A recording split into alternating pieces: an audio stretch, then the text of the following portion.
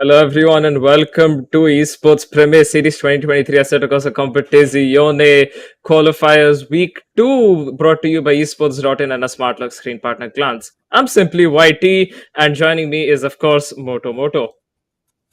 What's up, guys? Welcome back. It's been a long time, a bit of a hiatus from ACC and the series, but yeah, we are back tonight. Welcome, Simply. Yeah, we are back and qualifiers too. Day one, new tracks, new players as well, new drivers, if I may say so, and new grounds for more racing. So, and that's all to look forward to tonight. So yeah, I think we should just head on and see what we have in store ahead of us right now and check out the schedule.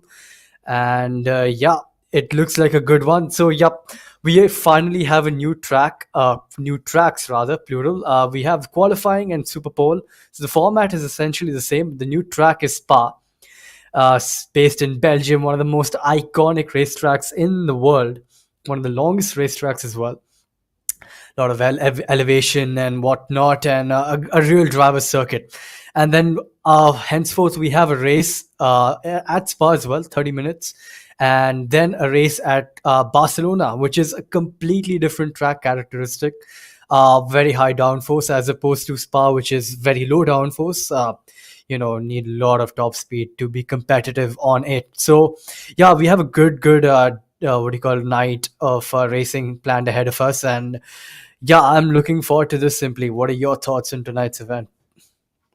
Well, we do have very iconic tracks of racing as a whole coming up. We have Spa and Barcelona today, and we'll also be seeing Monza coming up soon. So, quite a few iconic tracks, all very different characteristics. As you did mention, Spa does require lower downforce in comparison to something like Barcelona. But you still need some bit of downforce because when you go up Eau Rouge and Radion, you still need something to keep your car planted, because the last thing you want is for you to go 300 kph through there. And of course, your car's not a Formula One car. It can't hold it at 300 kph. Matter of fact, even they slow down.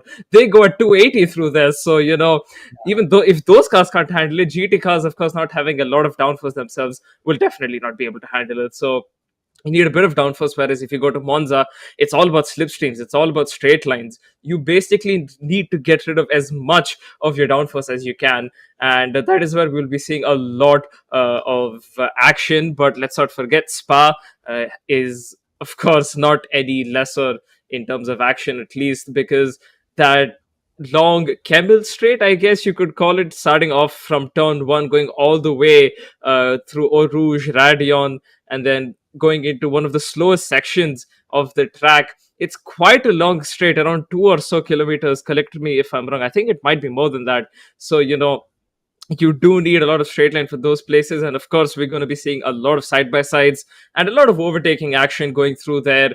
And potentially, we could see a bit of chaos as we have seen before, like especially on lap one, Oruge and Tyrion, they never go clean. Even if you do go through turn one clean, there's always a chance you might get caught up in something as you go through Oruge and Tyrion, and maybe even the corners afterwards.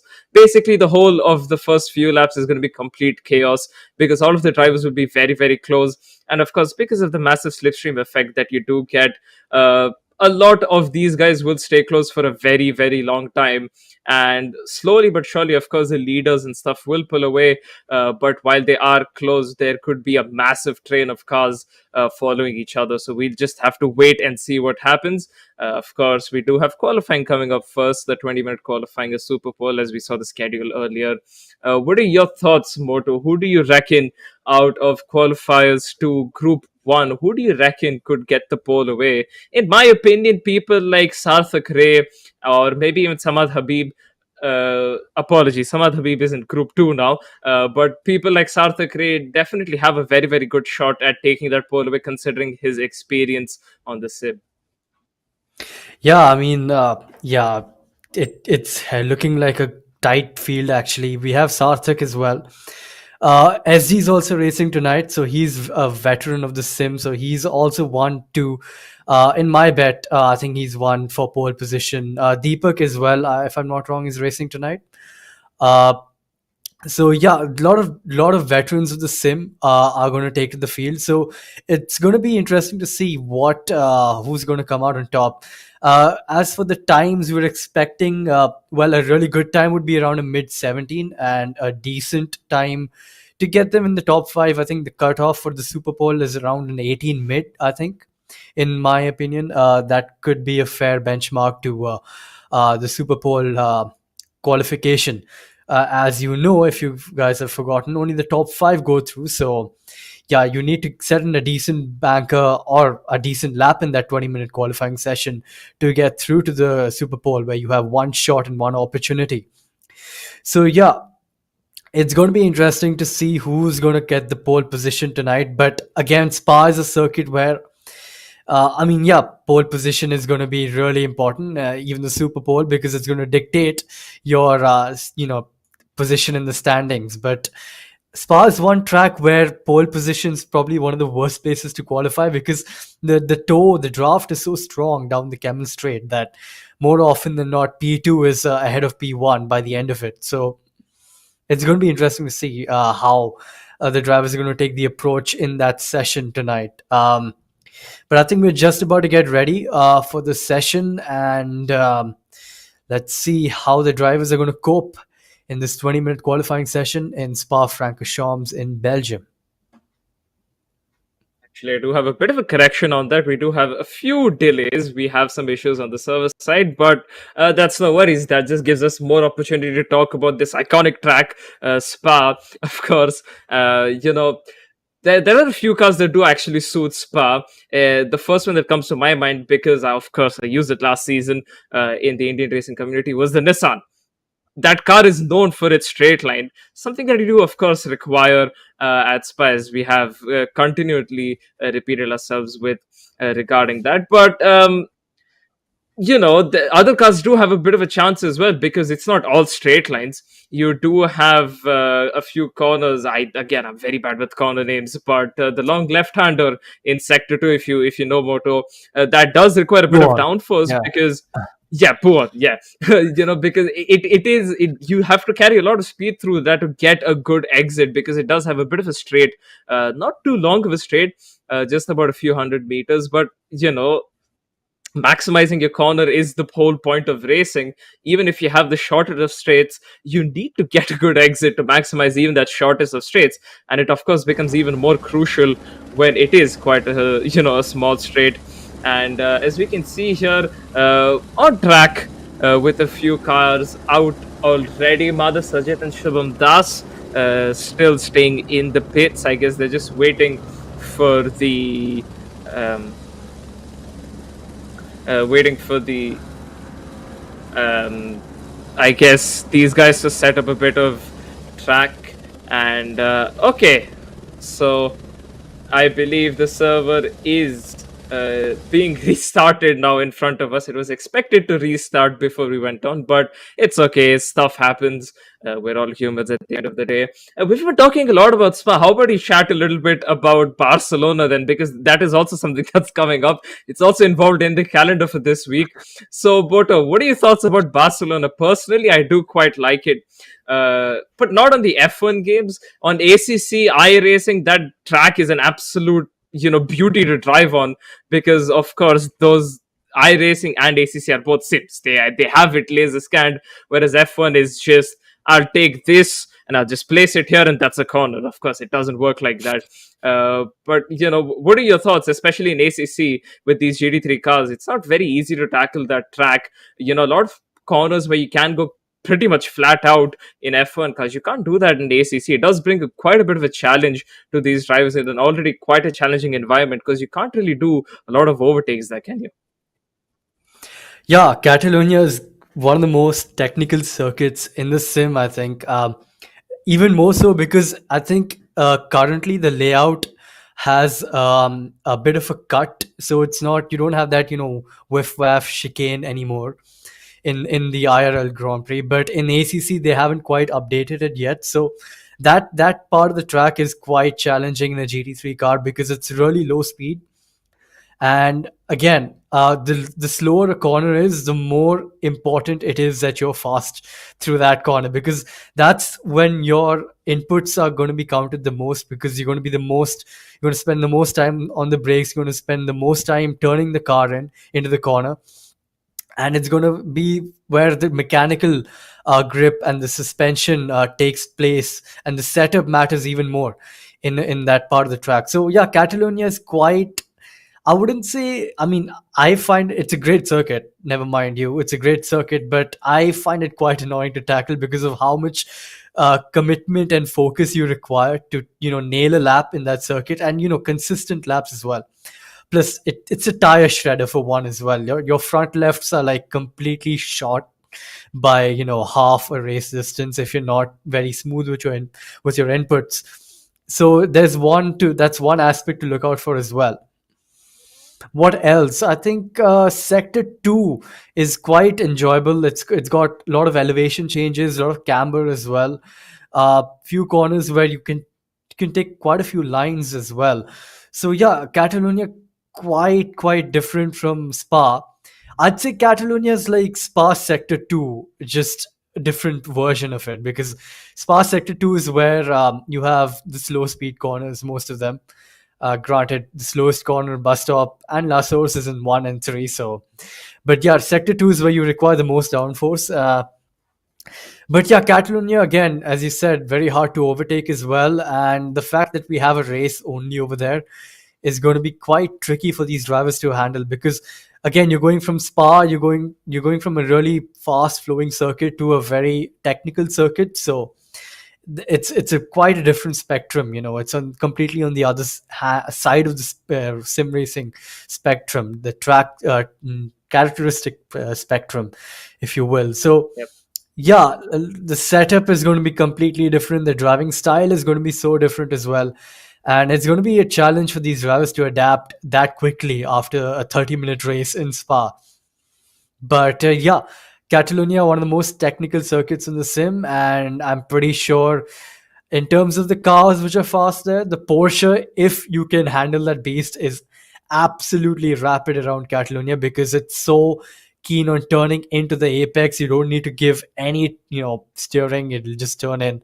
Um, as if it has a mind of its own. So, yeah, if you can tame that car, it's really rapid around Catalonia, especially Sector 3, where you really need to. The wheel has really worked a lot with the tight chicane, as I was talking about.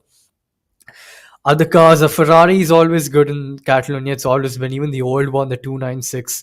Sorry, the 488 has also been really quick. And even the 296 is really, really quick around Catalonia. So that car is quick as well.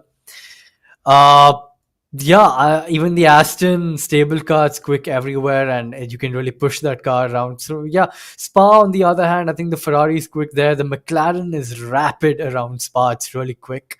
It's really really quick. I mean, the aliens can do 214s in Spa in like perfect conditions, which is barely, scarcely believable.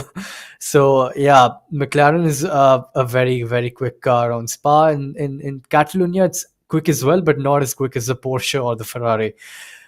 But yeah, I mean, that's just my 2 cents on the second one. I think we have a really good prospect ahead of us, because two different circuits, and it's going to be interesting to see how the drivers are going to adapt tonight. Yeah, I think if I was the one driving, I would have just stuck to the Nissan, because in Spa, of course, you need that straight line. Nissan has plenty of it. And in Spain, it's already quite hard enough to overtake. And even if you do get a bad exit out of the final chicane, you do have a long straight, which again suits the Nissan. So, regardless of what you do with the Nissan, if there is a long enough straight, that car will just sit there and, not let you get overtaken by anyone. So, I think. If I was the one driving again, of course, these guys are not going to be making that mistake, because the last time Nissan was in GT3, I believe, in any series of GT3, I believe, was back in 2018.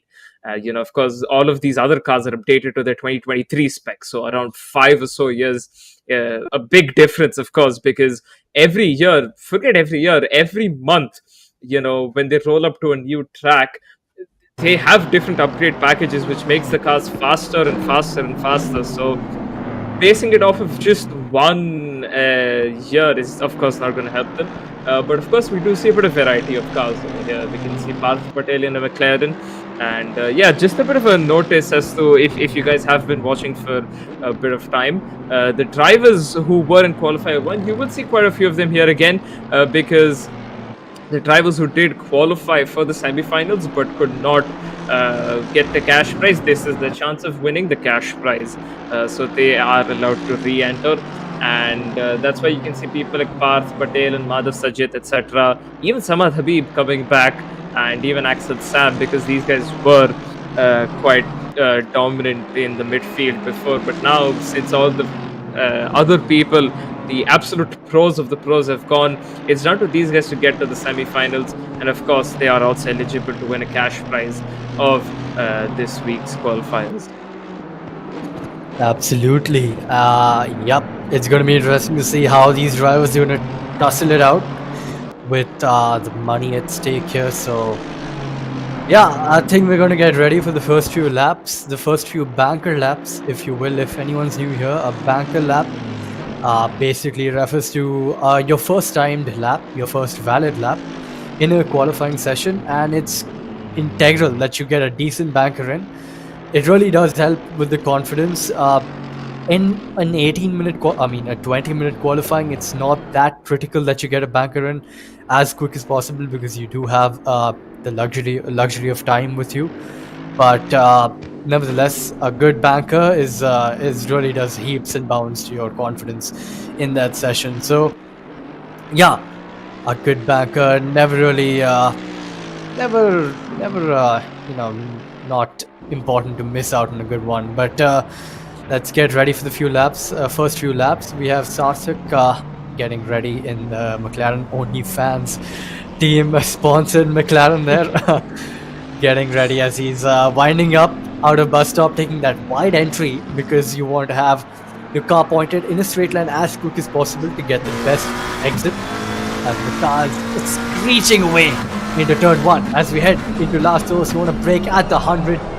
You want to take a late apex here. He chooses to go quite early and is washed out to the curb on the left hand side, but still it's a good exit, which leads him on to the straight coming up to Eau Rouge, one of the most iconic sections in the circuit. You want to be flat out through here, and yeah, cut that bit on the left as much as possible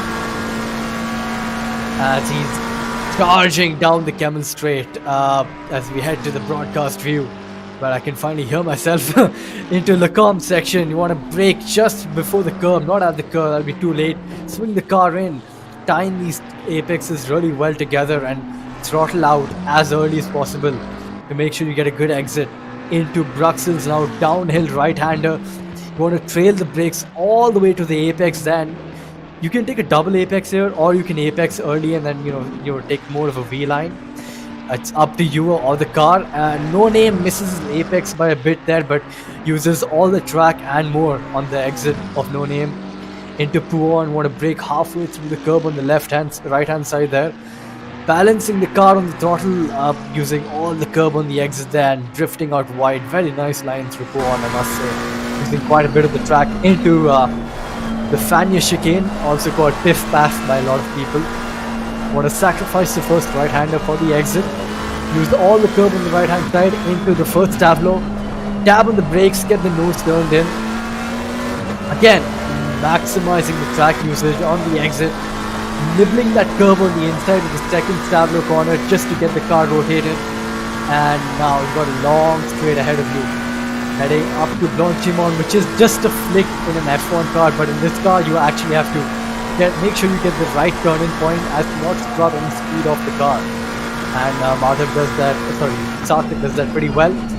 Braking for bus stop just after the white line on the track there, taking the late apex, cut back into the chicane in the left gear and put the power down as early as you can, throttling out, and that's the 218.5, a very, very good banker from Sarthak right there.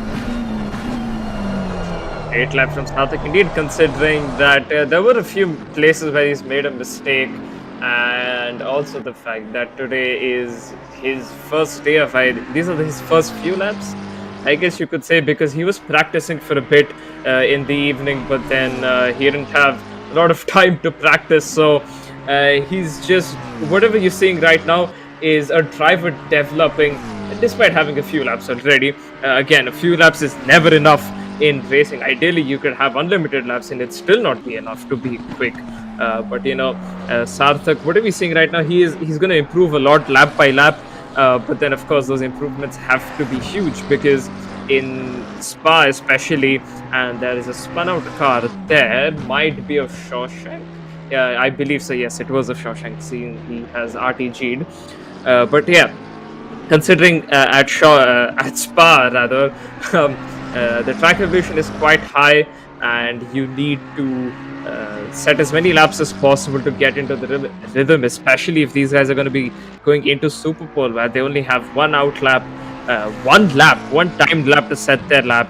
Of course, that's not a lot of time. Ideally, at a track like Spa, 7 whole kilometers and bunch of corners, all of them quite tricky. You do need to get your lines and everything right, but of course, if you do make a mistake somewhere, you just have to hope you get your next corner right.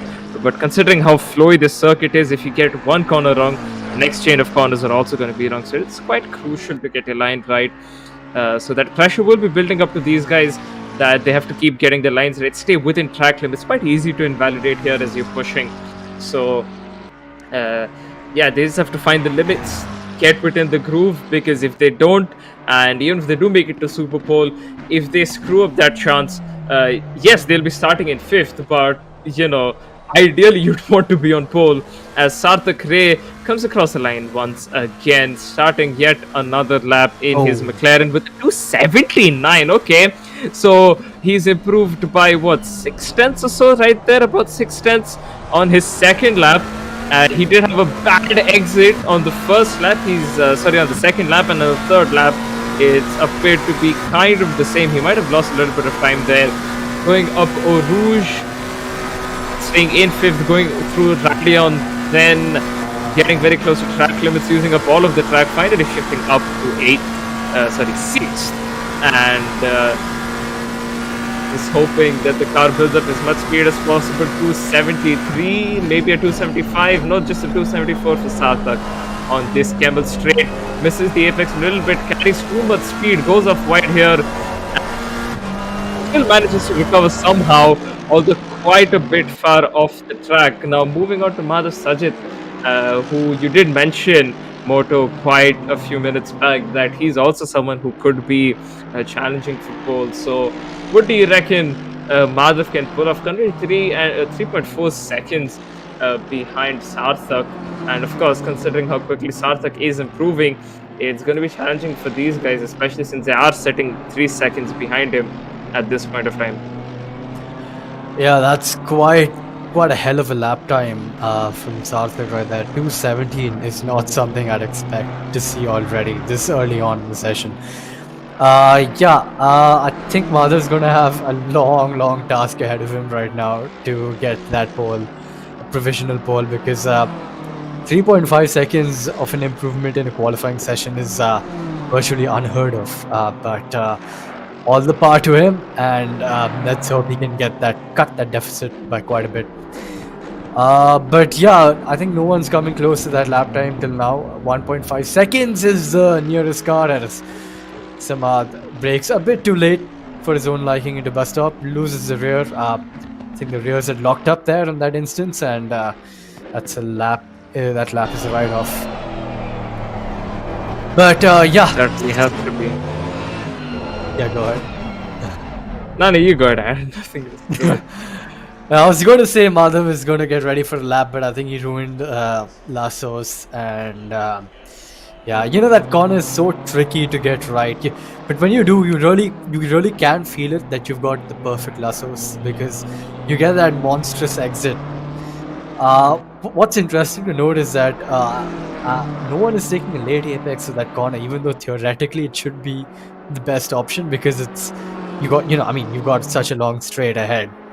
Might as well maximize what's ahead, and rather gain all the time in the minimum speed on the apex of the corner because you got such a long straight ahead of you.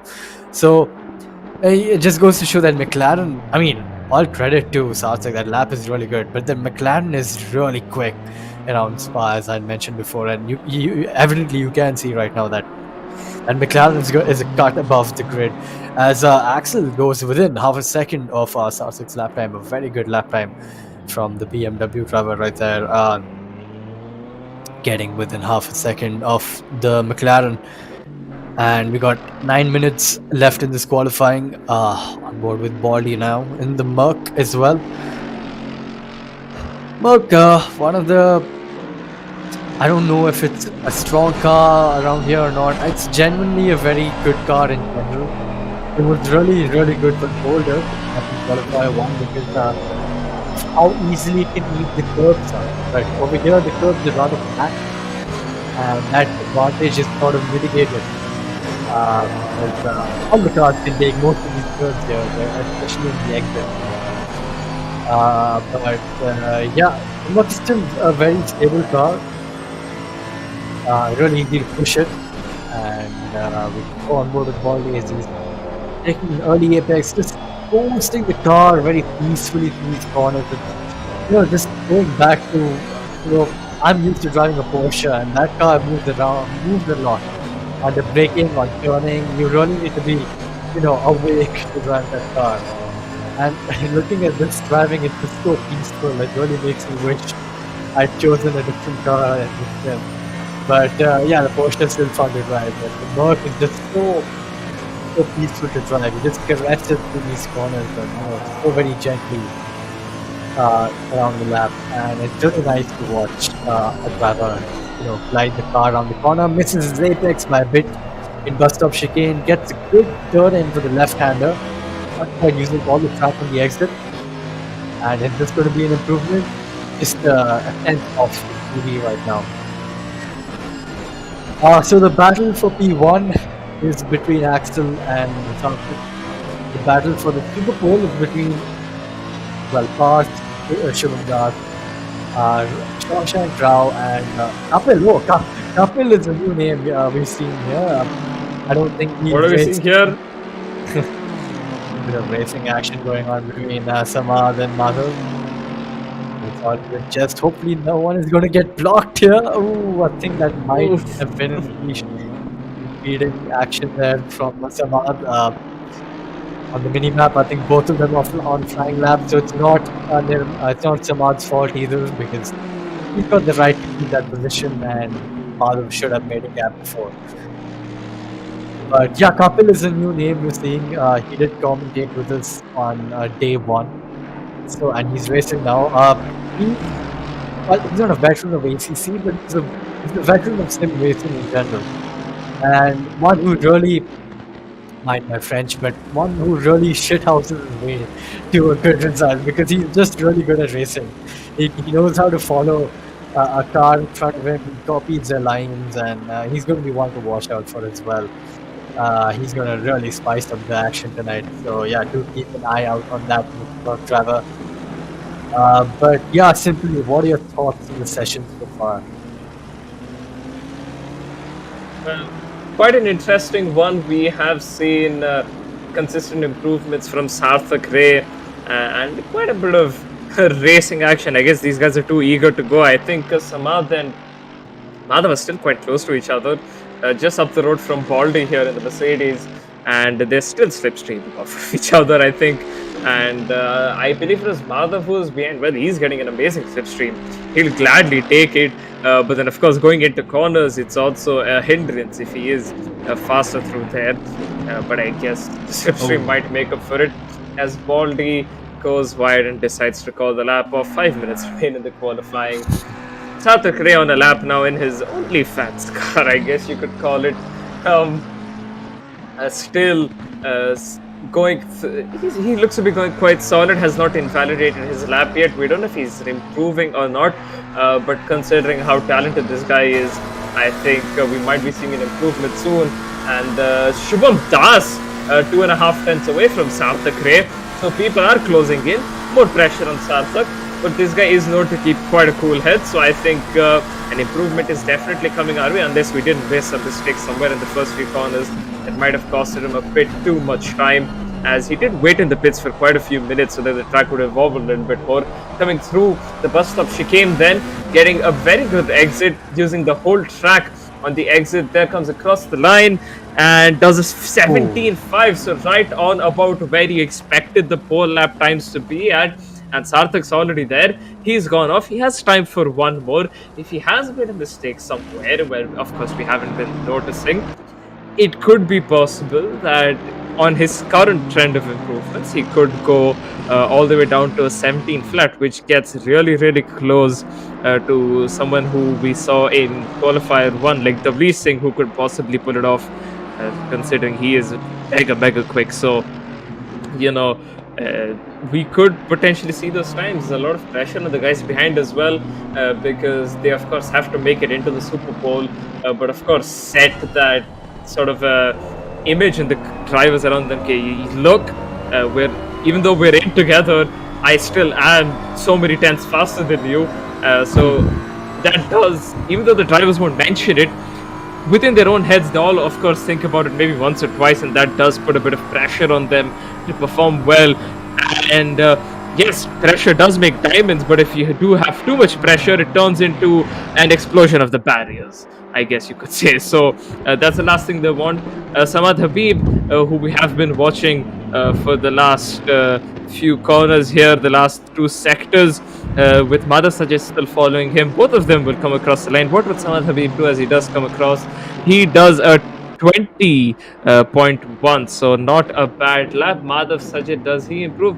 He's also improved, but I think Samad Habib being in front of him is causing him a bit of hindrance, because as we have seen in qualifier week one, Madhav has been faster than Samad, because of course, Madhav's great ability to drive every little bit out of this Mercedes.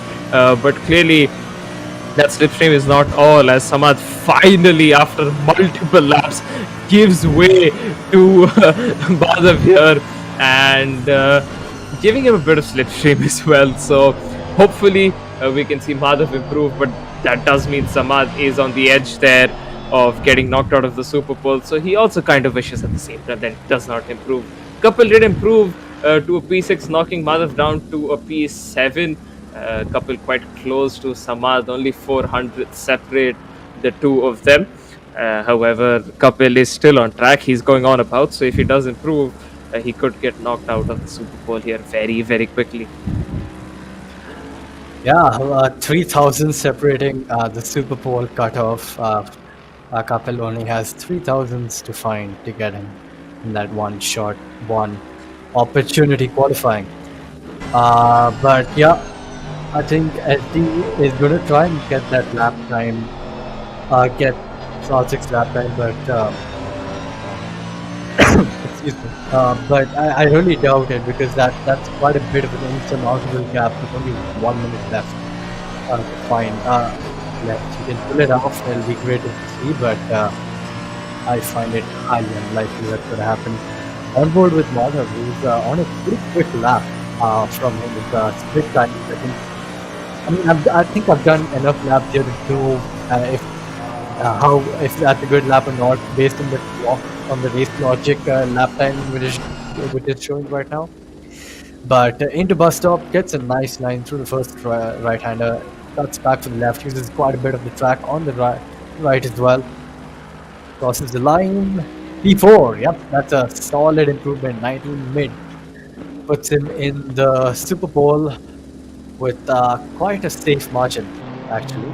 Nirma has a lot of time to find to get in that within that Super Bowl cutoff, around about 7 tenths or more.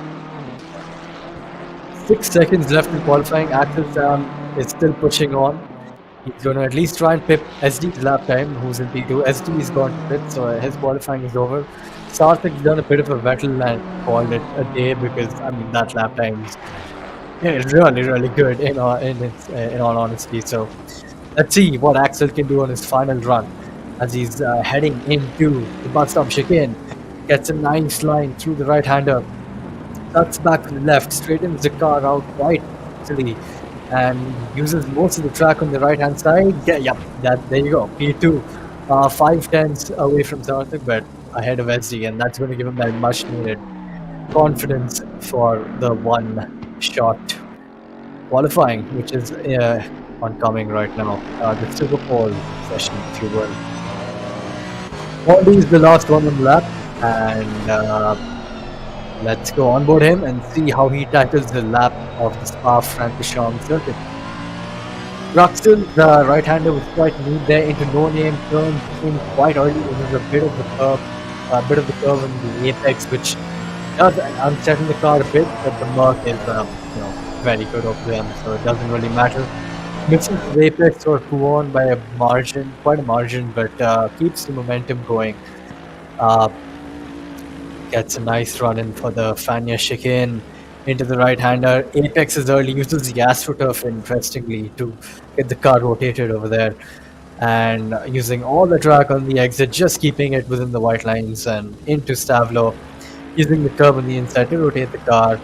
And Stavlo 2 do the same as well, and very easy to invalidate in the exit here. I think he did lift off because he's gone to the middle of the track quite early there, but into Blanchimont now. You want to turn in earlier than you think, otherwise you will understeer onto the Astro and that's your lap over. So let's see how he does that. Yep, all tidy through there. Heading into the final chicane, the bus stop chicane. You want to brake just after the line, gets a bit, brakes a bit too late for the car's liking and doesn't quite get the right line through there. On the exit, well, he does improve, but it's still P4, so yeah, that's qualifying over, folks. You have your grid positions right now. Sarsak with a very dominant lap, 5 tenths clear of the grid, followed by Axel and SG, and then we have I think Madhav, and then it was Baldy. Yeah, so yep, that is your order for the Super Bowl, and yeah, what are your thoughts on that? Simply. The guys are quite close, well within a second of each other. And yeah, well, Samad Habib did need those 7 tenths, as you didn't mention earlier. But then, of course, he didn't decide to go out again. So, unfortunately, he's missed out. Although I think he might have been able to. We did see Shashank Rao in there as well for just a little bit before, again, Baldy improved by quite a bit. And, of course, Shashank got knocked out there. So, a valiant effort from these guys nonetheless. And of course, we do have the Super Bowl coming up between the top five very, very shortly. I say shortly because we're going to go for a short break and then we'll come back for the Super Bowl.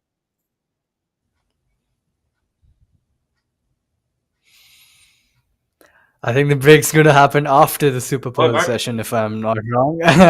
But it's all right. We can stick with you for a while here. Yeah, Super Bowl, let's talk. Yeah, but now the Super Bowl session, completely different mindset you're going into with the Super Bowl. It's going to be. Yeah. I'm sorry to cut you off, but I have just heard something in my ears that there is actually a break. So okay, we'll catch you guys after the break. Keep your hold your thoughts until then. See you guys.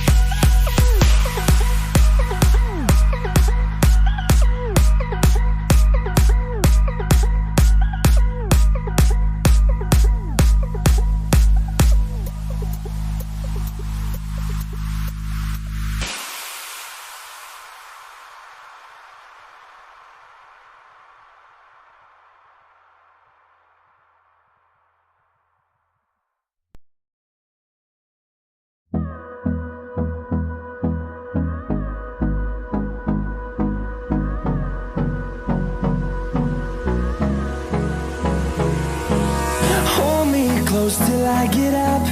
Time is barely on our side. I don't wanna waste what's left. The storms we chase are leading us, and love is all we'll ever trust. Yeah, no, I don't wanna waste what's left. And on we'll go, through the wastelands, through the highways, till my shadow turns to sun rays. And on we'll go, through the wastelands, through the highways, and on we'll go.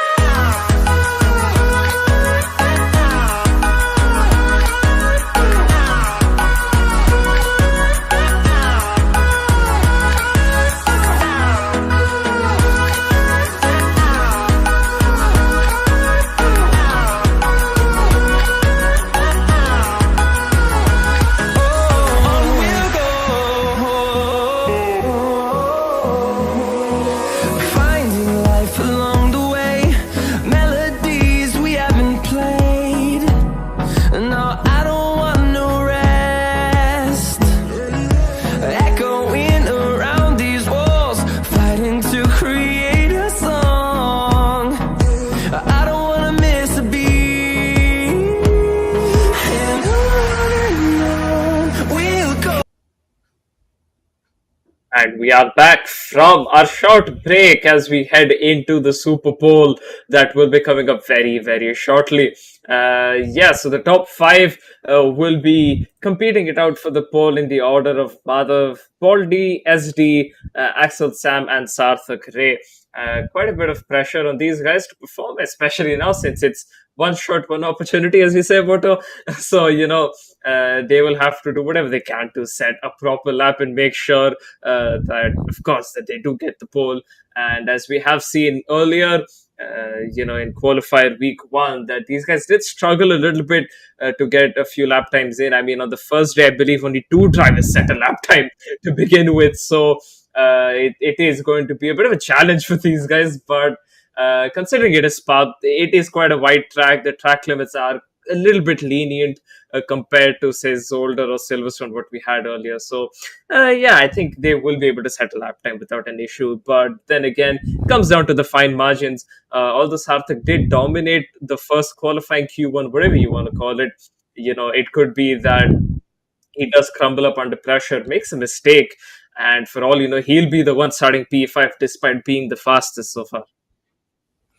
Yeah, you're absolutely right. It all comes down to how um, how focused you are and how unwavered you are by the session ahead of you. But Spa is actually, well, I'd say it's one of the Coming back, and even Axel.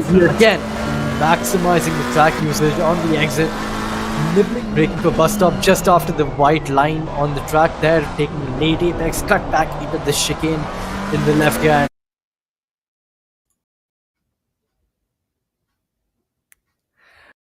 Okay, yeah, as we can see the highlights of the previous session ahead of us. But as I was saying, Spa is like one of the easiest circuits for Superpole, which sounds completely insane because it is one of the longest circuits in the sim.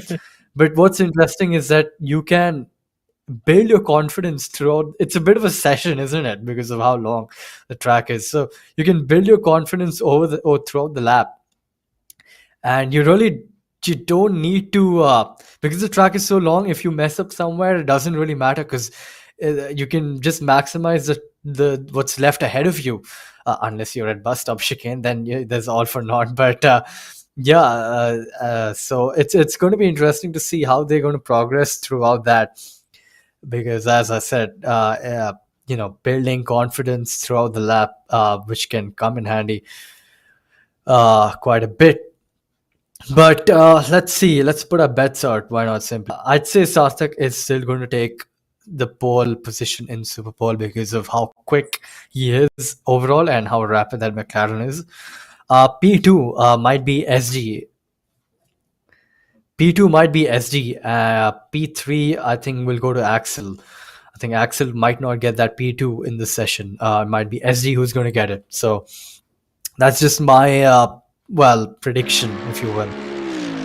But yeah, I think we're just about ready. We're headed to the track right now. We can see Madhav gearing up for his first and only lap. So first and last lap. Going really breaking really late into Lacombe.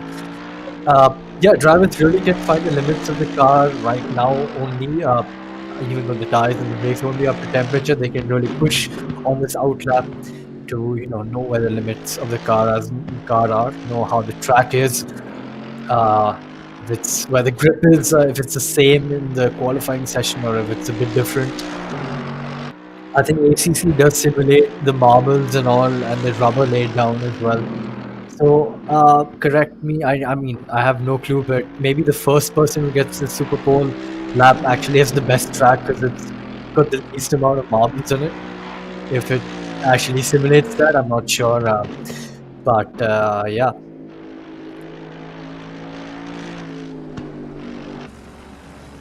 Yeah, I do agree to that, to be honest, because you don't really have marbles on track. Whereas, obviously, when you do go and are the last person out, which will be Sarthak Hare, it does give you quite a few marbles. So if you do go off the line here or there, instantly you're losing grip because of the marbles. Whereas, of course, Madhav, the most he will do is lose time if he does go off the line a little bit. Whereas, of course, it will be a big issue for people like Sarthak or even Baldy or Shubham to go out, and then when they are doing their laps, it could be a massive issue. As Madhav comes into the bus stop chicane, going as slow as possible, of course, staying on the brakes for longer to finally build up whatever last bit of temperature he can into the brakes and the tires, starting his hot lap then in the Mercedes GT3 coming into turn 1, braking at close between 50 and 100, taking the corner quite well, turn 1 quite well, a little bit loose on the exit, but nothing to worry about as he goes through on the longest possible straight, quote unquote straight, in racing, going up Eau Rouge, then Radion, using up a decent amount of the track, trying not to invalidate because, of course, his Mercedes is quite wide, so it's quite understandable as to why he does want to stay within track limits, because it can be quite deceptive for him. Taking second gear through this slow section of corners, not the slowest section, of course, bus stop being the slowest one, going off wide a little bit. I think he got a bit of understeer going through there, coming into the not sure again what the corner name is, but a very tricky corner to say the least. As you can see, it catches Madhav out on the exit because it tempts you to go onto the power early, but it does not let you go on the power too early. You have to be pretty much taking a double apex through there, going through the long left-hander, move on now, taking a double apex through here, a nice line, could have carried a bit more speed in my opinion, but of course that is just again my opinion. Madhav completely focused right now, coming through Piff Paff, I believe this is called, and only one more sort of a tricky set of corners to go, because after that is a simple bust up chicane. He is loose a little bit here and there, he's losing the rear quite a bit, so I think that lack of grip on the track is affecting him quite a bit, as come through Blanchimont pretty much straight and flat out, maybe a little bit of lift if you don't get your turn in right, but he does not lift, he gets his turn in point exactly as to where it's supposed to be, coming through into bus stop, braking just after 150, I believe that is, getting a good line through the first bit of the chicane and touching the sausage cup on the inside. That messes up his exit. You can see how much he had to correct. Comes across the line for a 2:20.3. Not the best of laps from Madhav. Yeah, that's quite a bit off the benchmark. I think the track is a bit slower as well, but that was not the cleanest of laps I've seen around the circuit. Nevertheless, that's a lap time which he set the current benchmark for these other drivers to beat. In equal machinery up next, Baldy. Let's go on board and see how he's gonna manage making after the 100 for Lassos. What a late apex here, missing the apex a bit, but again, gets that nice late turn in and straight inside the car very early. getting him that nice slingshot exit onto the Orush flat out section. Want to be as smooth with your steering as possible and cut all the track you can on the left hand side there. Does that quite well. I think it was a bit aggressive with the steering there, but no harm done so far. Coming into Lacombe, want to brake just a bit before the curb. Use the curb on the left to open up this corner. And loses the rear end. I think the tires were a bit too hot there somehow, and completely missing his apex on the right hand of Lacombe. So not the cleanest of laps for this Merc driver as well. Into Bruxelles, tackles that quite nicely, goes in and opens up the corner again, getting that snap of oversteer, which Madhav also got, misses the apex completely in no name, a yard off of it, or so rather. But into Fuon, want to be braking just as the tire marks appear on the tarmac there, gets a nice 90 there, very smoothly done. Puts the throttle down as early as you can. Into the Fania chicane, want to brake just under that little, I don't know, board if you will, on the top there, and want to make sure you get a good exit out of this left-hander. So you want to sacrifice the first right, and I think you got a good line through there. Into Stablo, nibbling the curve on the inside to rotate the car, using all the track and more on the left there. Opening up this corner very close to invalidating there, but I think he's kept it just within the confines of the track limits there. Into bus stop chicane. Into Blanchimont, you want to be really, really smooth with your steering there. Looked very, very tidy from this helicopter shot. We can see braking just after the line for bus stop chicane, completely yanking the steering to the right, then to the left, and opening up the car as early as you can. Cross the line to 20.3, not even into the 19. So Madhav's lap was bad, and I think Baldy's lap was not much better. So yeah, I think a case of nerves were at play there, because no, that's certainly not the real potential of those drivers. And I think the track is definitely much slower than the actual qualifying session right now. Yeah, well, not the best of lap times we've seen so far, but hopefully Shivam Das, Esri, whatever you want to call him, can pull together a better lap. Of course, I have raced Esri here. I have seen him race here on Spa, and he absolutely loves this track. Other than Kota, of course, these are the two tracks he absolutely loves. Of course, Kota more than Spa, but he is quite rapid here, so I wouldn't discount him for not getting pole. Of course, all eyes are on Sarthak ready to perform for that pole, but currently I'd say Shubham Das SD, he gets it, as he is on the Camel Straight now.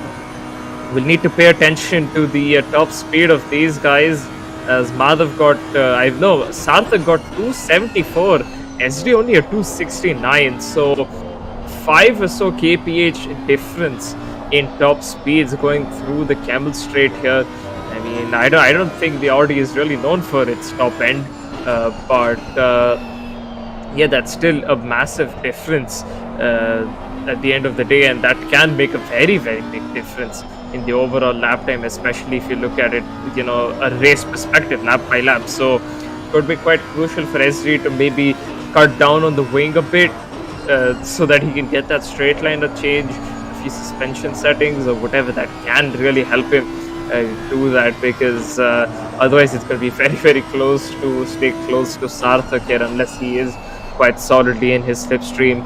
Coming through Piff Paff now, getting a decent line through there, eating up all of the curb on the exit.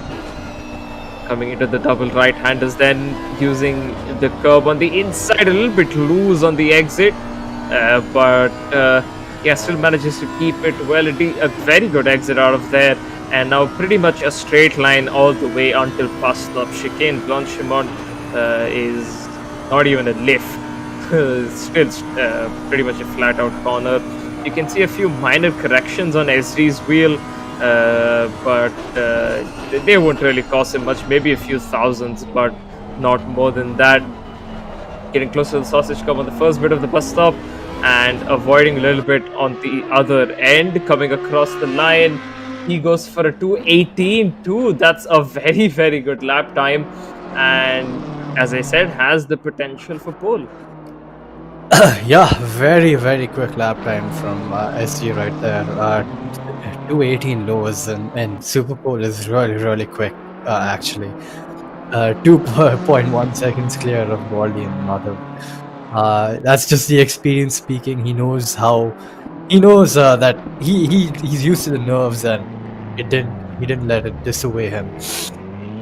Excuse me there. But on board with Axel now, another competitor for the pole position in the BMW. We go on board with this car into La Source. Straight lines, the braking turns in very late, but misses the apex a bit, but gets the par down very smoothly there. Nice slingshot exit for the BMW driver there. Chasing the lap time 218.2 on his mind. He knows he's got the car to beat it. He knows he's got the skill to beat it as well. But with only one lap at your disposal, it's a lot of risk you want to take into that one lap you're getting. So it's going to be interesting to see how he's going to tackle into Lecombe, braking just before the curb. Third gear, shifting down to second mid corner there. So very different choice of gearing. Opens up this right-hander quite well. Really, really smooth. It doesn't appear like he's pushing the car whatsoever.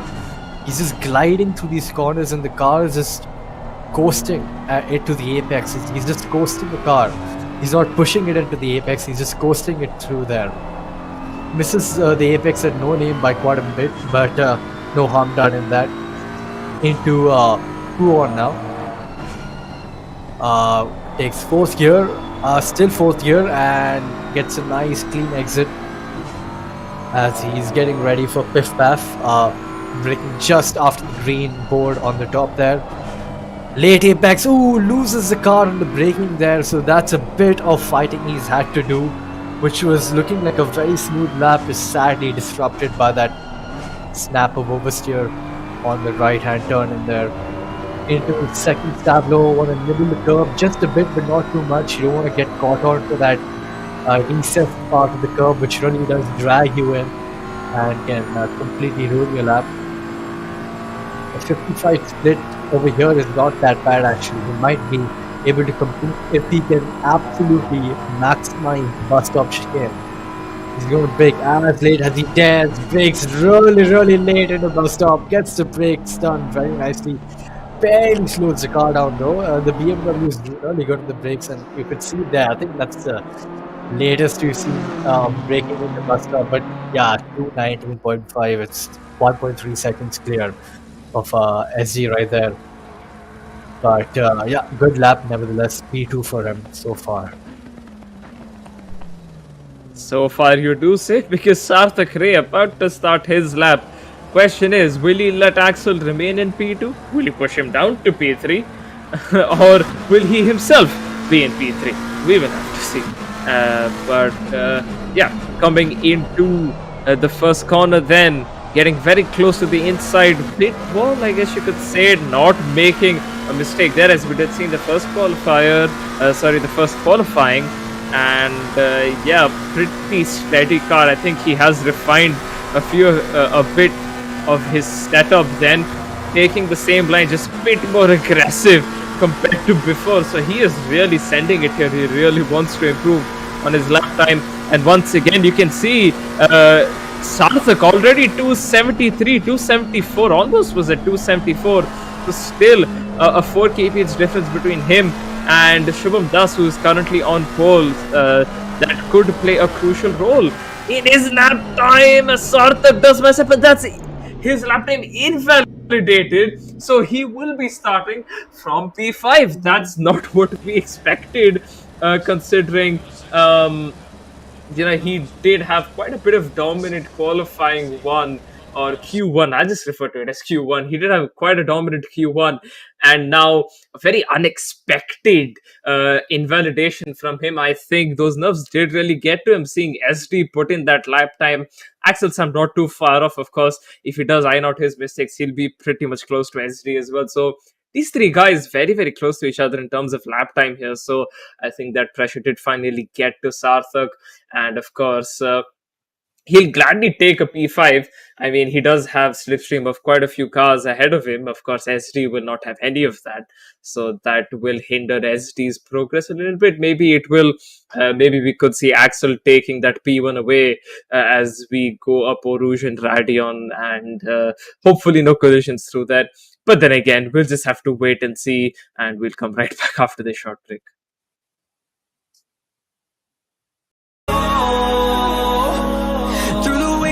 Through the highways, till my shadow turns to sun rays, and on we'll go. Through the wastelands, through the highways, and on we'll go.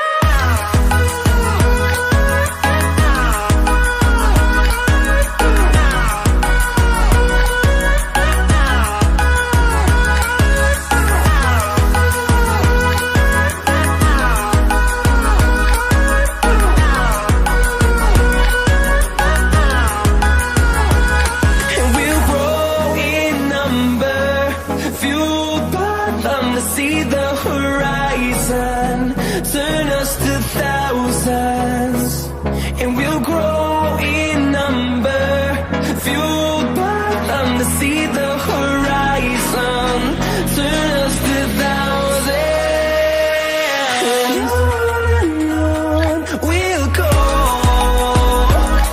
Through the wastelands, through the highways, till my shadow turns to sun rays, and on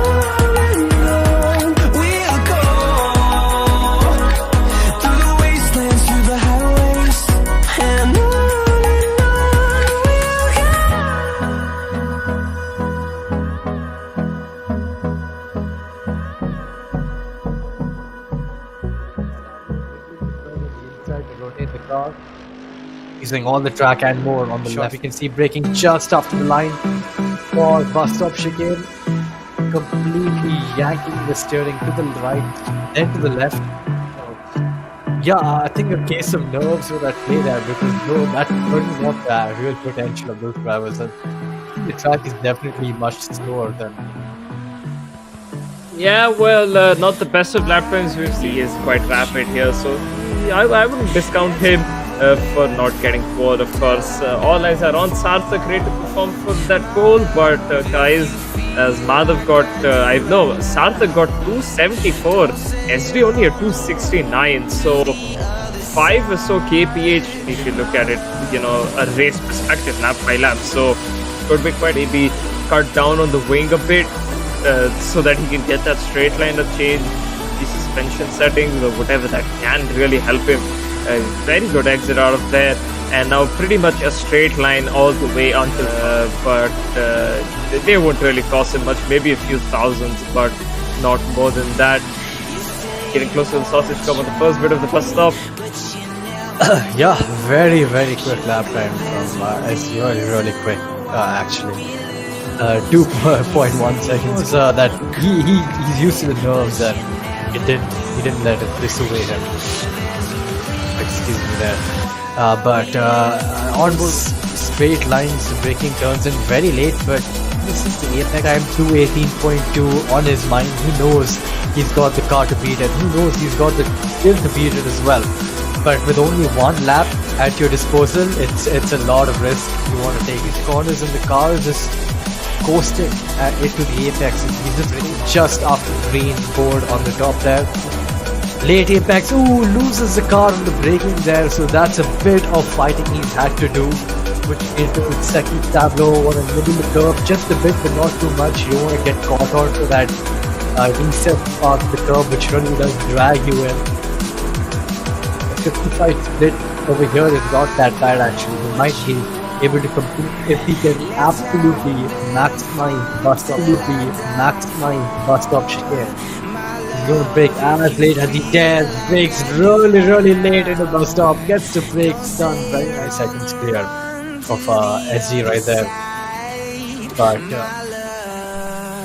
so far you do say, because Sarthak Ray about to start his lap question is, will he making a mistake there? As we did see in the first qualifier, the first qualifier, 4 kp's difference between him and Shubham Das, who is currently on pole. That could play a crucial role in his lap time. Sarthak he will do is lose time if he does go off the line a little bit. Whereas, of course, it will be a big issue for people like Sarthak or even Baldy or Shubham. Close between 50 and 100, taking the corner quite well, turn one quite well. A little bit loose on the exit, but nothing to worry about as possible straight, quote unquote straight in racing.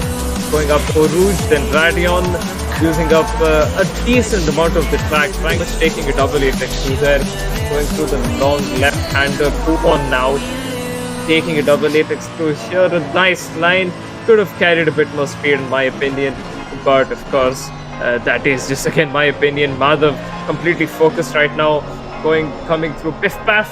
I believe this is getting a good line through the first bit of the chicane and touching the sausage cup. Cleanest of laps I've seen around the circuit. Nevertheless, that's a lap time which he set the current benchmark for these other drivers. Slingshot exit onto the Orush, that out section. Want to be as smooth with the steering as possible and cut all the track there somehow, and completely missing the apex on the right hand of the car.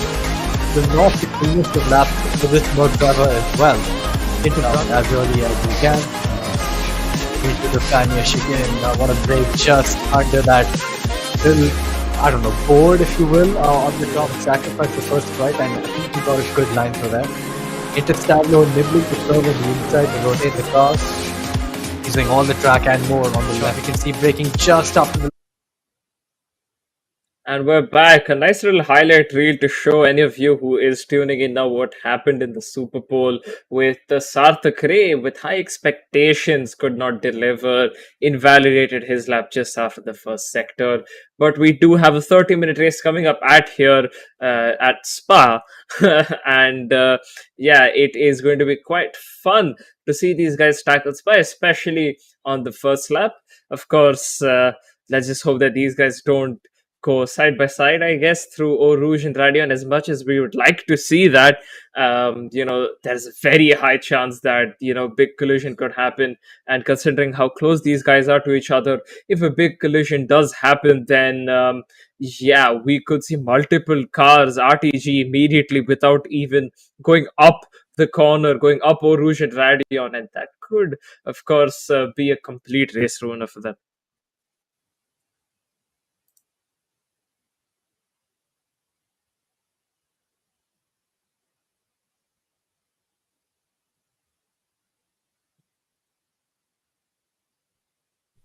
Sorry, it appears my mic was on mute, but hopefully it's a clean start. No, we don't need too much chaos already.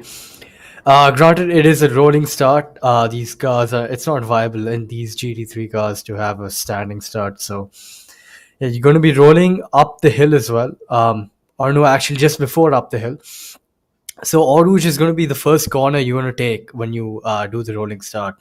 And because you're not going at full speed, it's not going to be flat out, and you're also going to find yourself side by side with quite a few people. So that prospect in itself is really, really risky for a lot of drivers. So hopefully we don't get a bit of a Spa 1996 it was, or was it 4? Not sure, but the infamous one where a bunch of people got wiped out. So hopefully it's nothing like that, but it's all to play for. Sarthak, I think you didn't mention one of the upsets of the Superpole. Invalidated just at the exit of Lacombe, if I'm not wrong. And SD with a very dominant lap time of an 18.2. Hopefully he can translate that to the race pace as well. It's going to be interesting to see. Sarthak also going to be trying to come back. Definitely, he's got too much pace on the grid to not have that happen. So, do keep an eye out on a charging McLaren racing with OnlyFans charging down up the grid. So, do keep an eye out on him.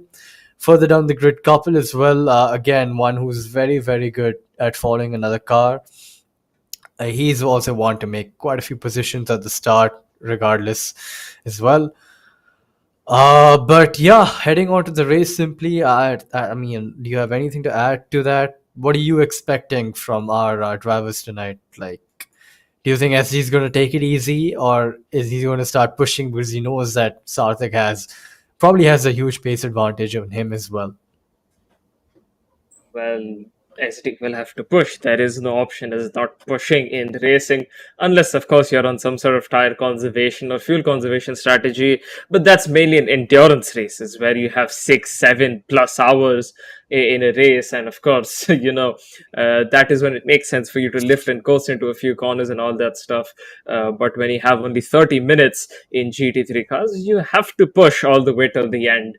And yeah, you just also have to kind of manage the deg, but the only way of managing the deg, while you are of course not lifting and coasting and you know just not going slow in general, is by of course not making mistakes. And mistakes is something we have seen quite a bit so far today, especially in the qualifying. Maybe these guys will calm down in the race, but as things stand so far, that doesn't really seem to be the case.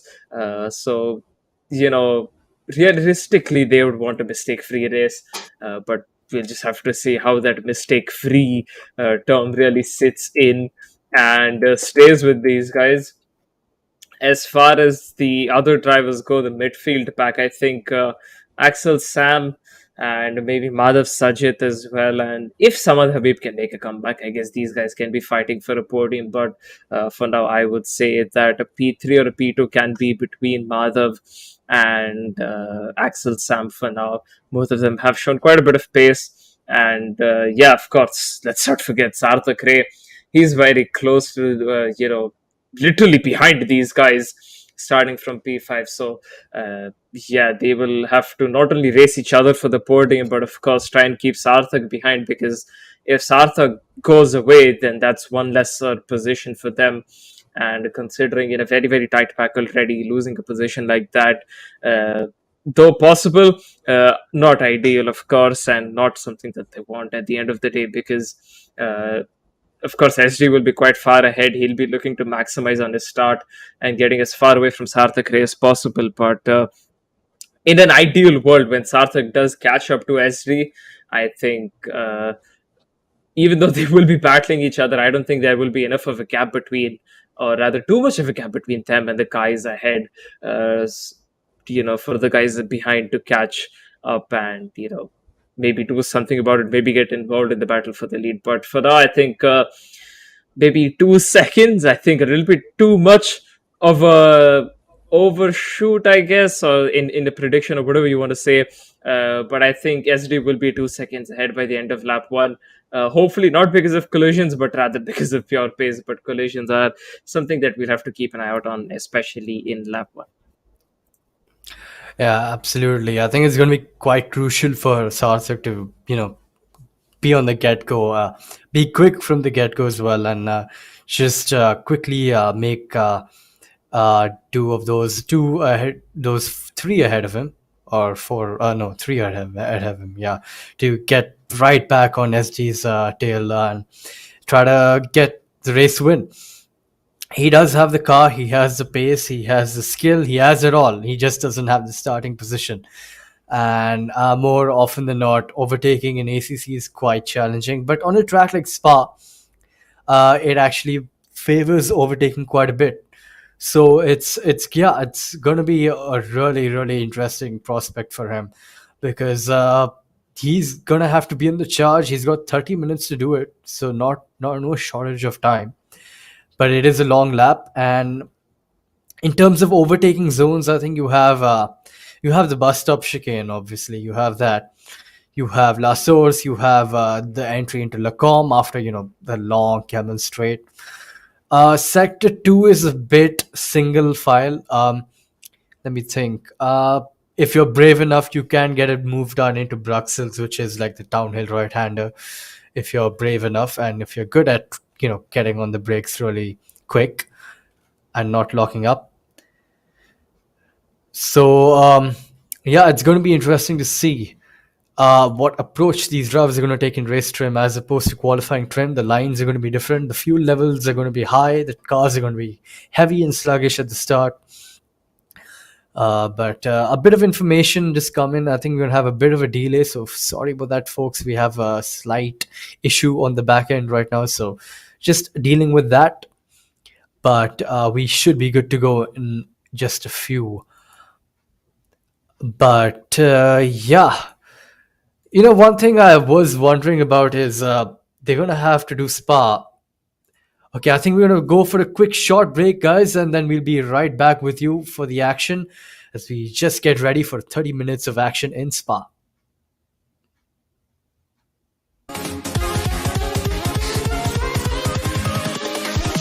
Here we go.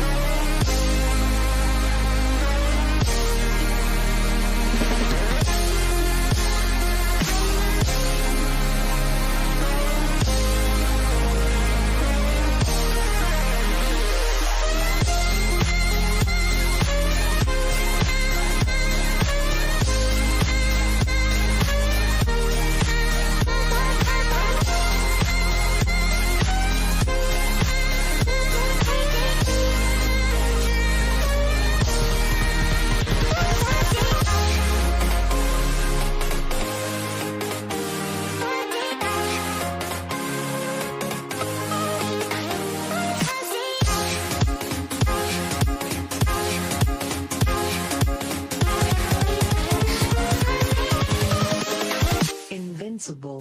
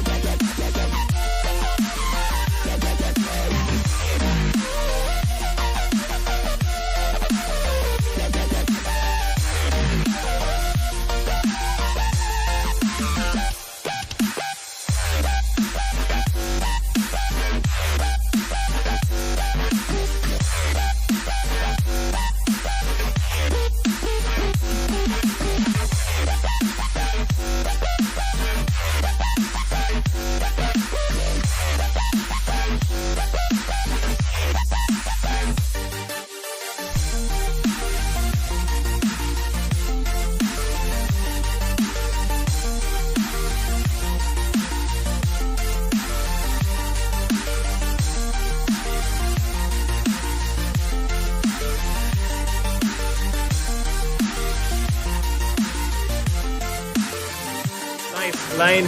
Could have carried a bit more speed, in my opinion. But of course, that is just again my opinion. Madhav completely focused right now, coming through Piff Paff. I believe that is getting a good line through the first bit of the chicane and touching the sausage cover. Cleanest of laps I've seen around the circuit. Nevertheless, that's the lap time which he set the current benchmark for these other drivers. Slingshot exit onto the Orush, that out section. Want to be as smooth with the steering as possible and cut all the track there somehow, and completely missing his apex on the right hand of the Long. So not the cleanest of laps for this Merc driver as well. Into front as early as he can. Into the Fania chicane. Want to break just under that little, I don't know, pole.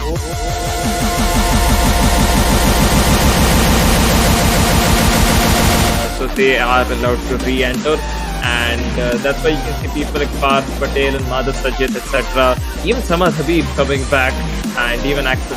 Again, maximizing the track usage on the exit.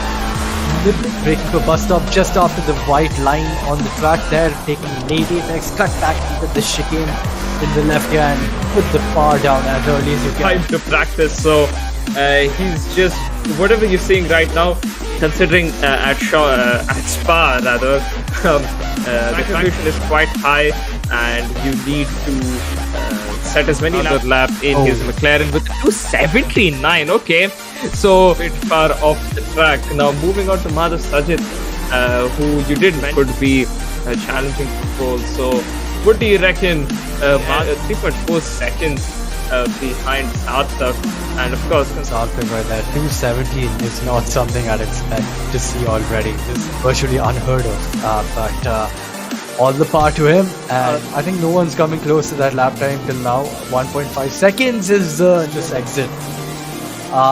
What's interesting to note is that we've got such a long straight ahead.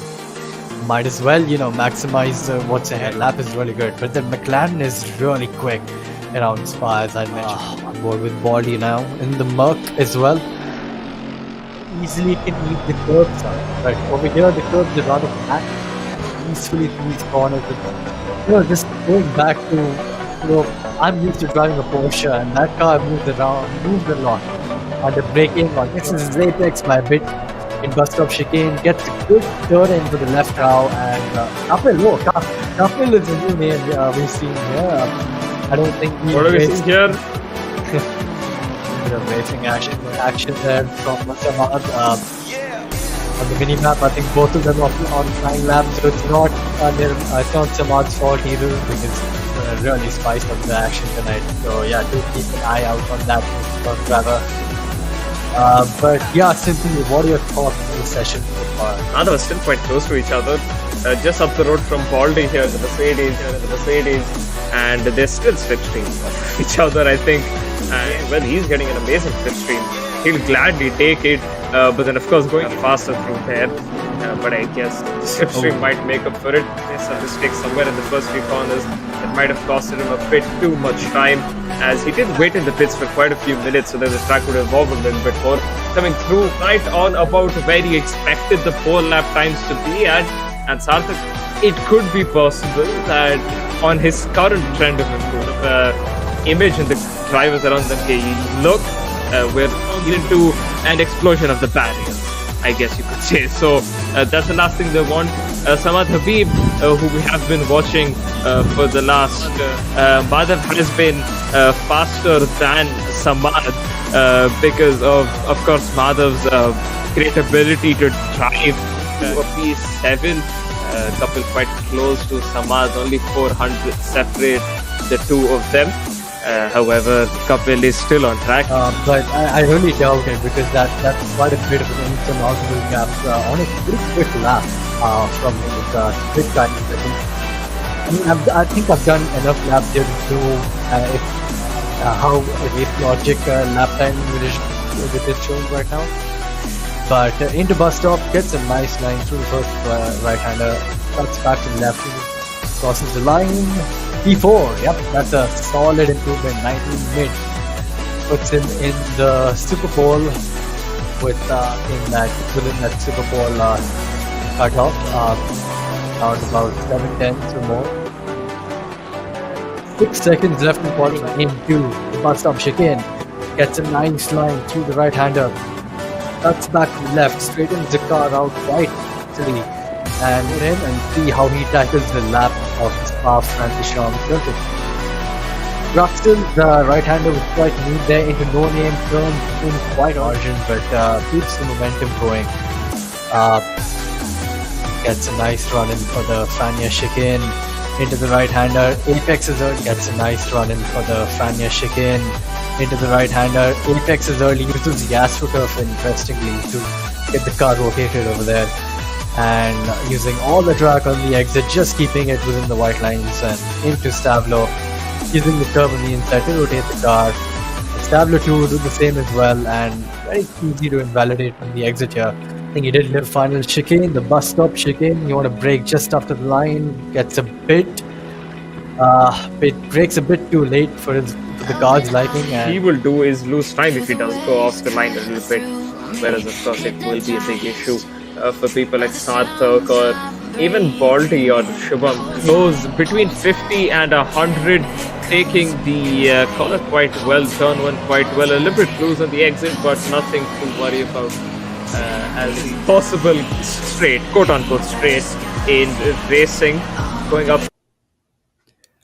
And we're back after that short delay, so apologies for that. But yeah, we are back now for the Spa race. We have cut the time down to 20 minutes, so it's a 20-minute race rather than a 31.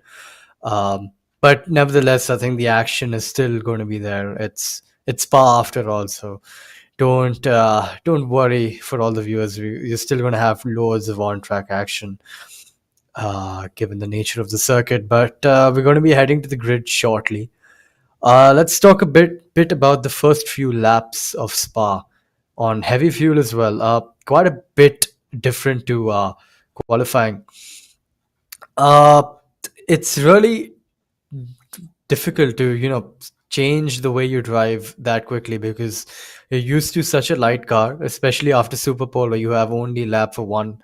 You only have fuel for one lap, sorry. Now you have fuel for give or take around, well, let's say, I think 12 or 11 laps, I think. So yeah, it's going to be interesting to see how they're going to adjust to that. But yeah, simply, what are your thoughts of drivers? Are they going to change anything in the setup? Maybe optimize it for race tray, maybe add a bit more rear wing because you would rather have that security or stability with the car, or would you have downright top speed? It's going to be interesting with the setup, don't you 20 think? seconds. I think it's, in my opinion, other than 10 seconds. yeah, in my opinion, I think only the fuel's gonna change. Really, nothing else really has to change. Maybe I've kept on mentioning earlier, maybe SD will have to reduce a bit of his wing, but otherwise, yeah, I don't reckon these guys can really change anything in their setup. And I think Shawshank might be missing from this race, but that is no worries. We still have quite a few guys together, and yeah, they're all equal on pace. And oh my god, they're all catching up there, as for whatever reason they decided to take the first corner really slowly. But hey, at least they have bunched up once again, and now they will be Green light. Give it all you got. starting now as green flags wave. SD off to a very good start here, as Baldy coming very close to hitting SD as he goes up Eau Rouge, but so did Madhav and Axel Sam. However, they have managed to keep it quite clean. A few of them did go side by side through there, and they're making it almost 3 wide on the Kevel straight, but luckily they decide not to. Would not have been an ideal situation to deal with, as they come into this very narrow bit of the track, and you can see, I'm not sure who the Mercedes is there, the white Mercedes, but they got very close to hitting Baldy right there, I believe, or might have been Sarthak Ray or even Madhav Sajid there. So a collision was about to happen, but luckily it didn't. Sarthak Ray up into P4, only up one position, but that's mainly due to the fact that Sajid and Kapil, surprisingly, Habib got into a bit of a battle for the first sector in a bit of this track, and of course, Sarthak has capitalized on that. Not too far away from Baldy now, and this could be good for him. Yeah, very good start by Sarthak as well. He got that one position done early on, so that's good on him. His charge is surely and slowly going to begin right now. As we're on board with Samad, who has stayed where he started, P7. Madhav was the big loser of that, lost 2 positions actually, down to P6. Further up ahead, we can see Sarthak right up Baldy's rear. They're going very wide. I think he might be losing a place to Kapil if he's going to fancy move around the outside.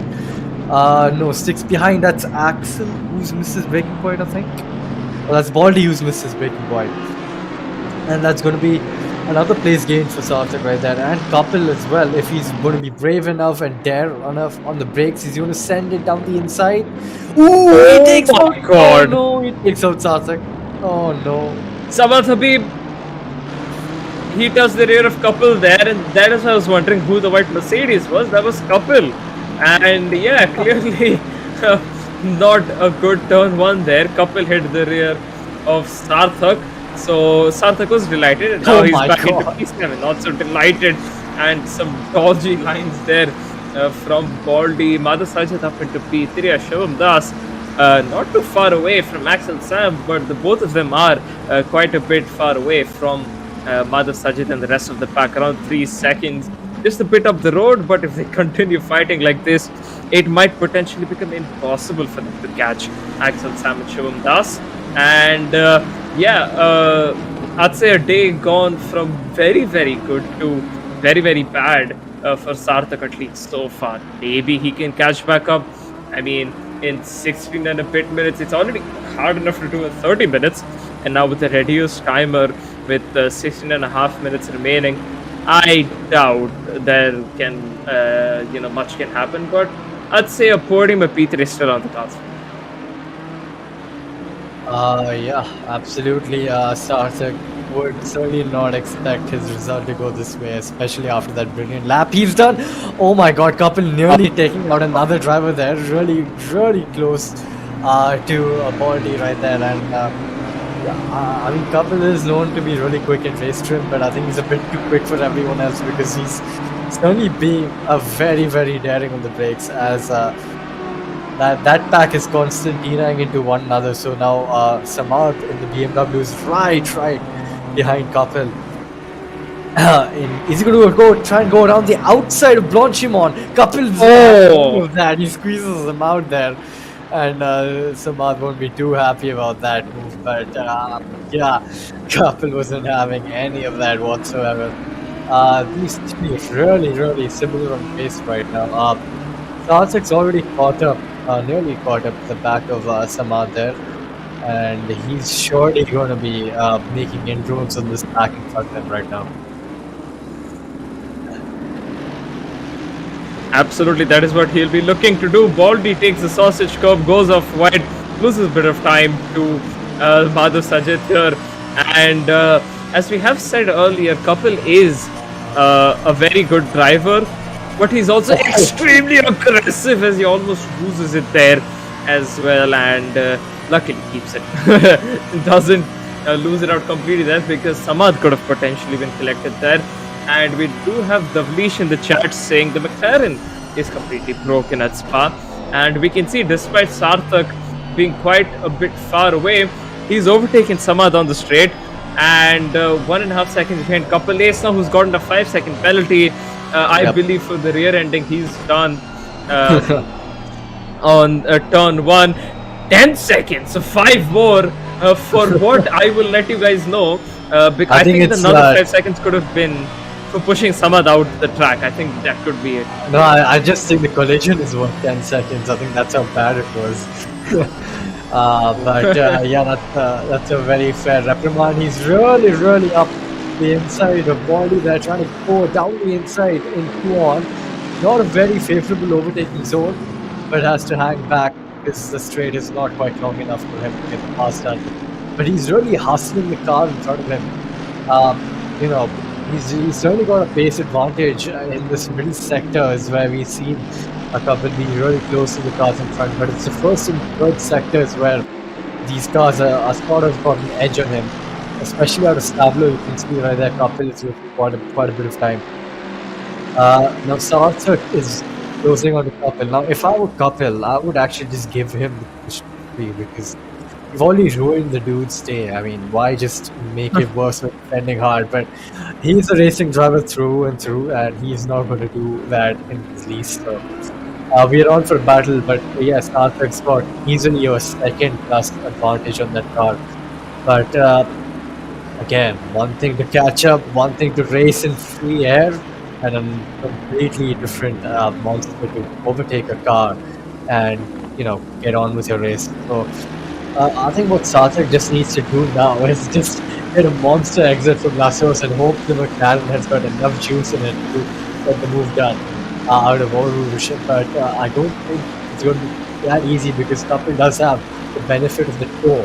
Not one, but two tows of the cars in front. But you can see how close Sarthak is heading out of Eau Rouge. That McLaren is so grippy through Eau Rouge as well. It just grips down to the surface of the tarmac there.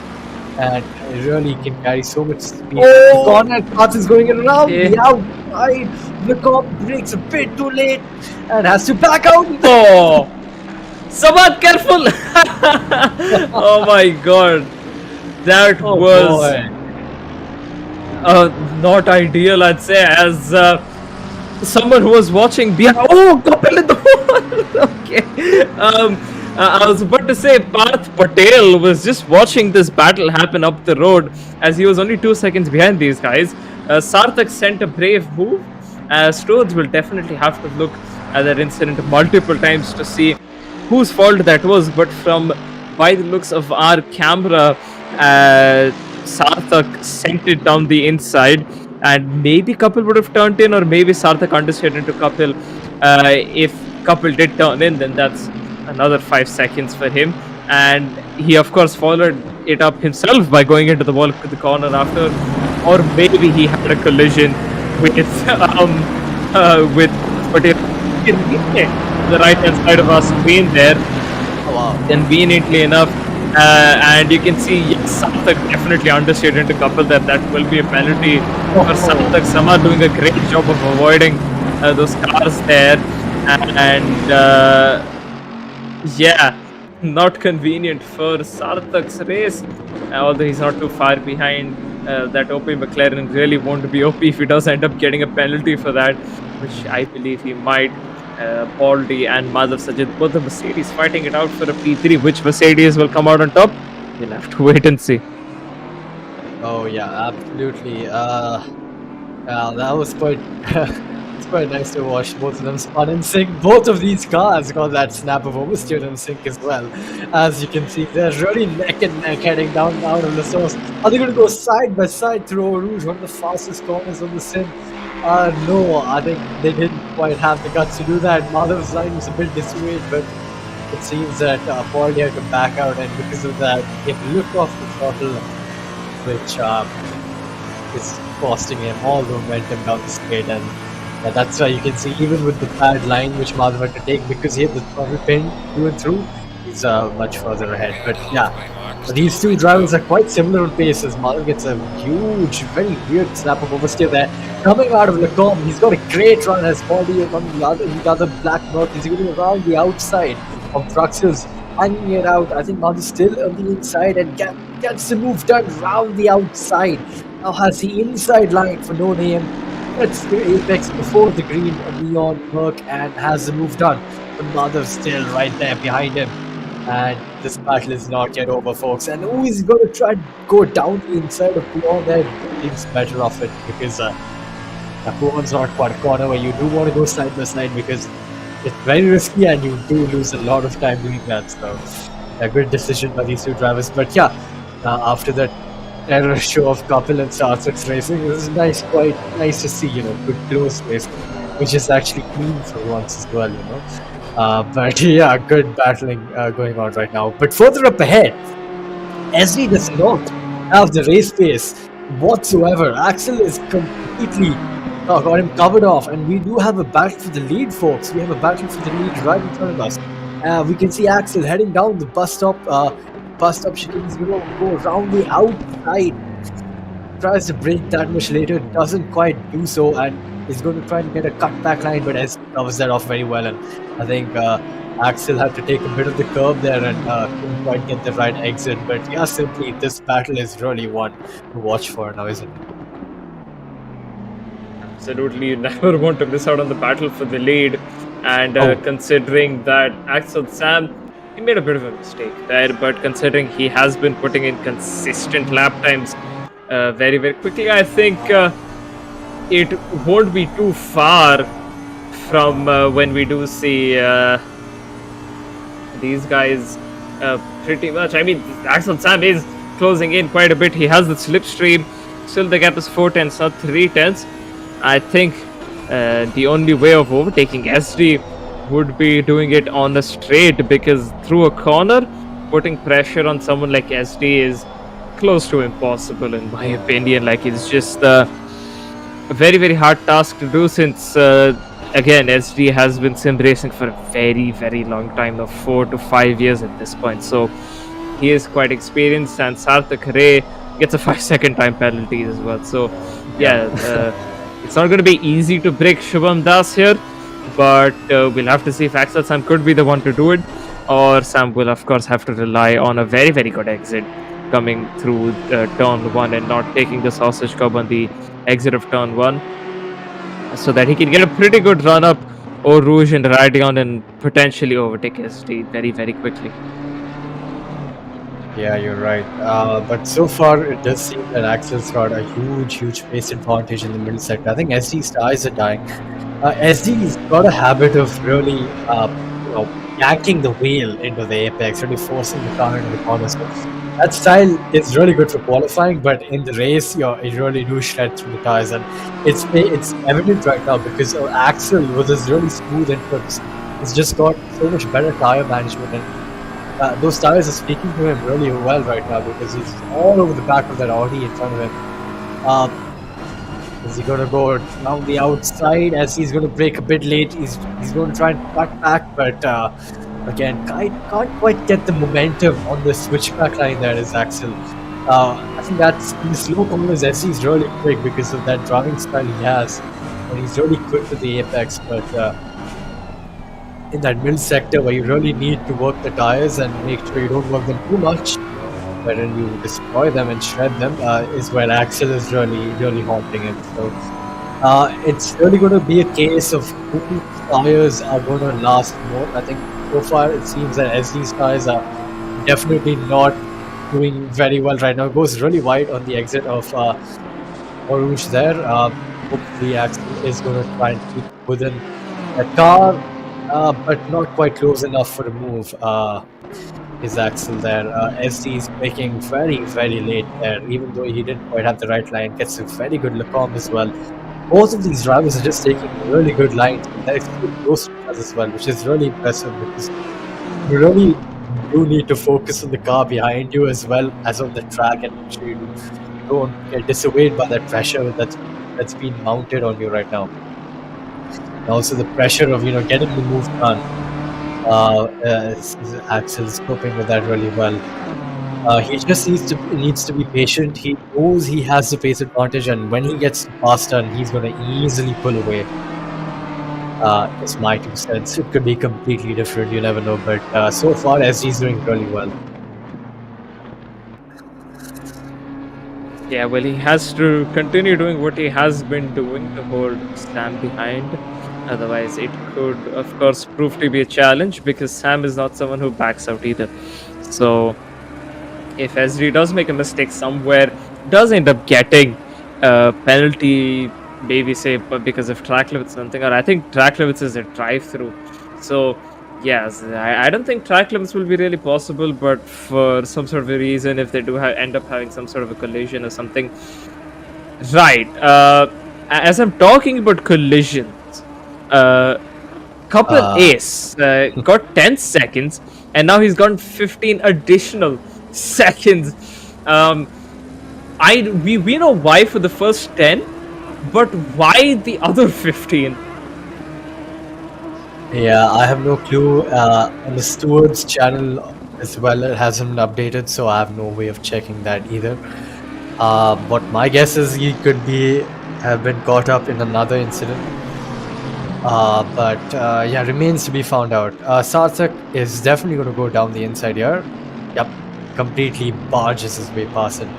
Nirma was really close to turning in, but Oh. had that awareness to know that Sarthak is going to be torpedoing it into the last horse. But yeah, let's see how much the McLaren's going to pull away now.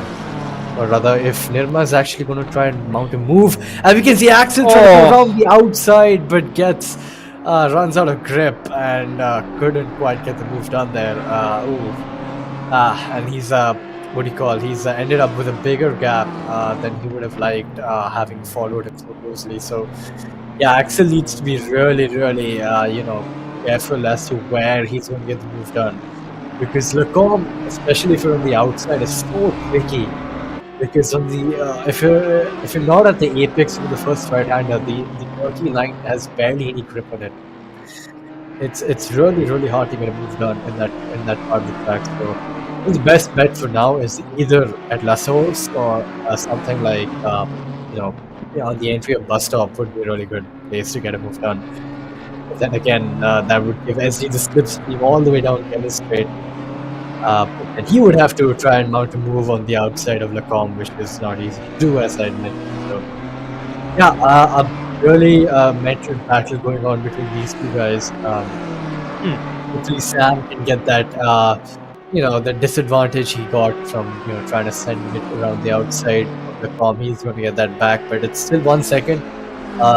This is giving SE a bit of time, bit of breathing room to lead into his driving right now and sort of focus more on eking out a further gap.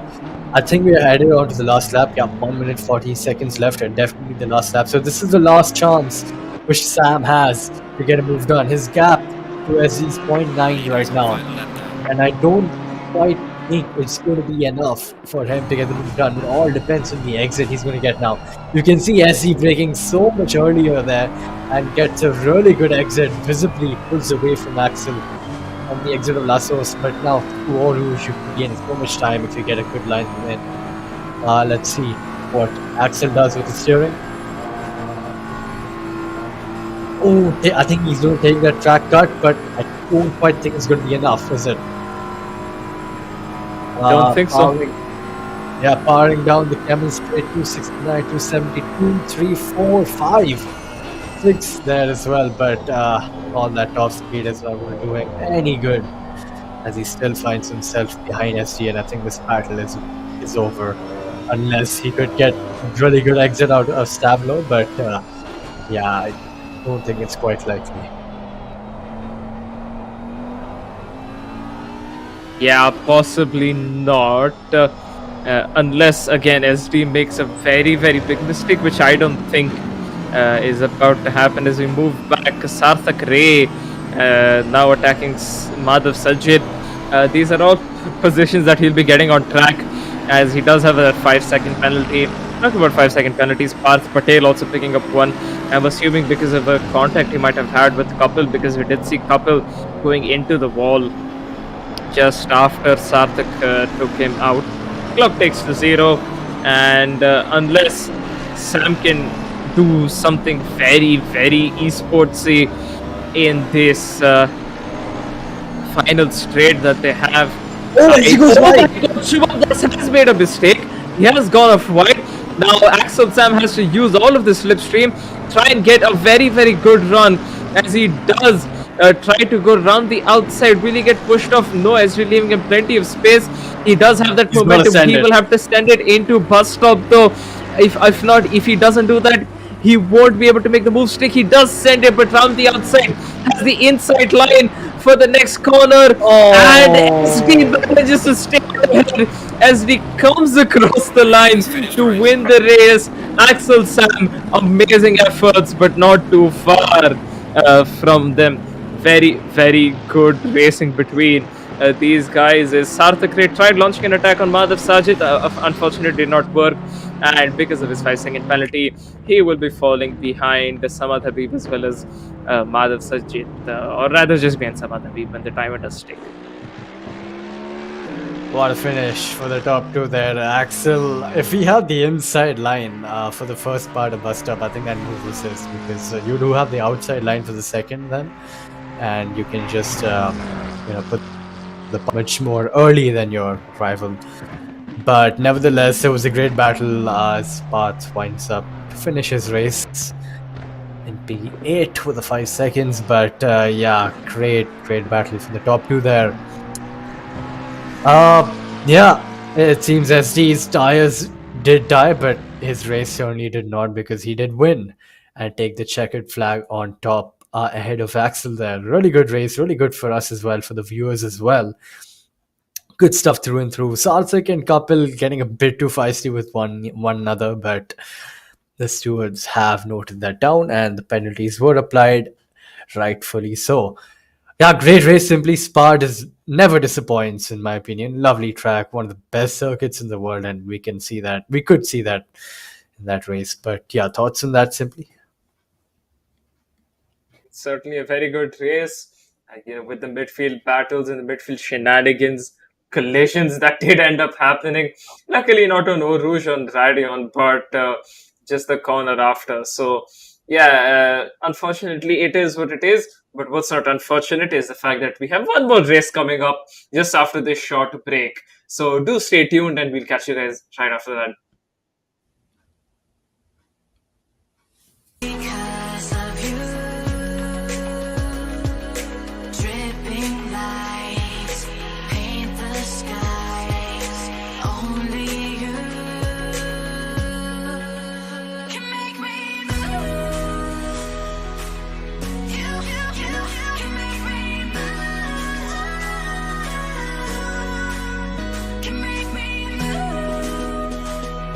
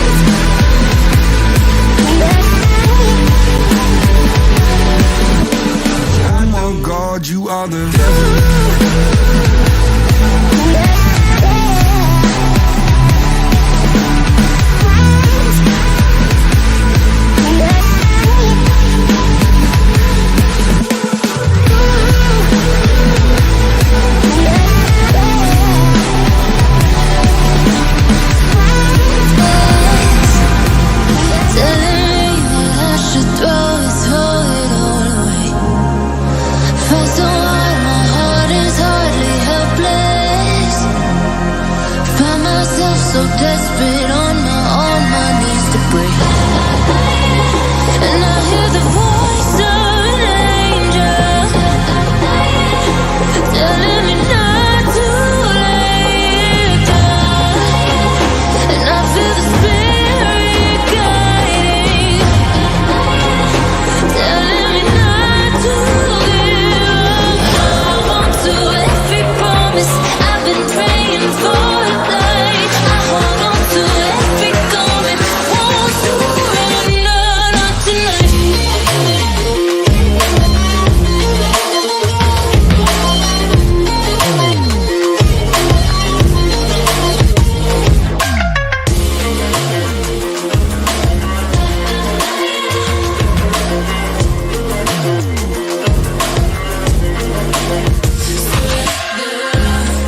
The shadow rises, I walk through the valley,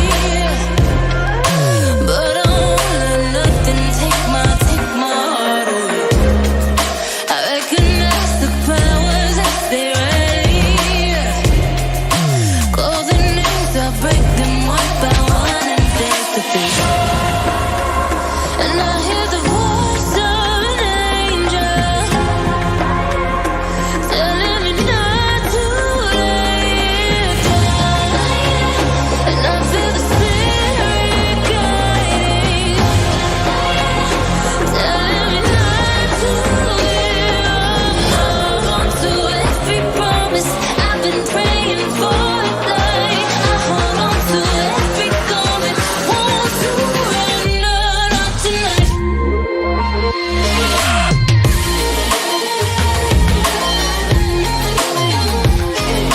Won't surrender, not tonight.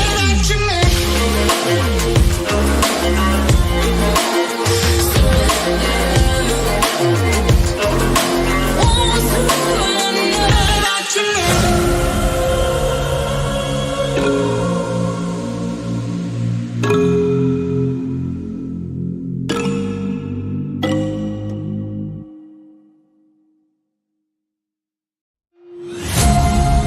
Darling, I've been tempted by the darkness, telling me that I should throw it all away.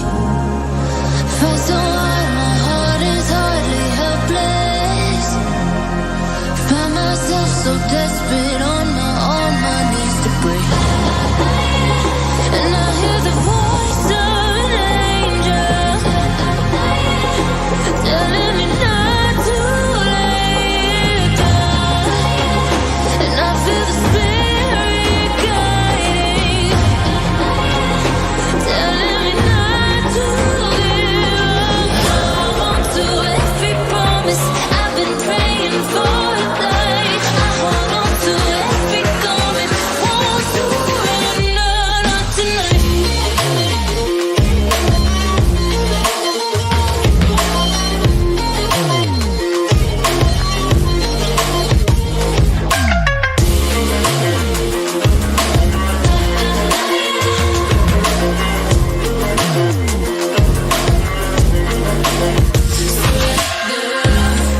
The shadow rises, I walk through the valley, but I won't let nothing take my heart away. I recognize the powers as they ready. Golden names, I break them one by one and face to face. And I hear the voice of an angel telling me not to lay it down. And I feel the spirit guiding, telling me not to give up. Hold on to every promise I've been praying for tonight. I hold on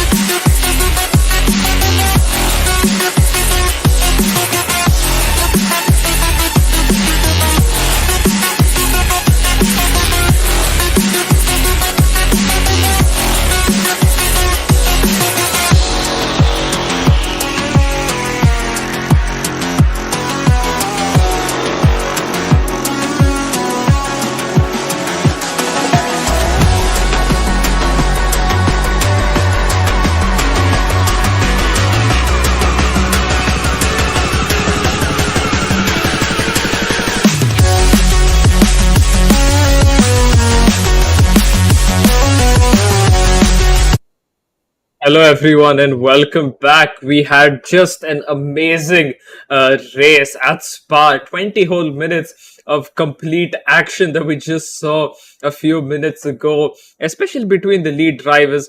And yeah, we did see a lot of action in the midfield and a few collisions as well. But of course, we are back for Barcelona. 20 minutes of Barcelona as well. Very technical track.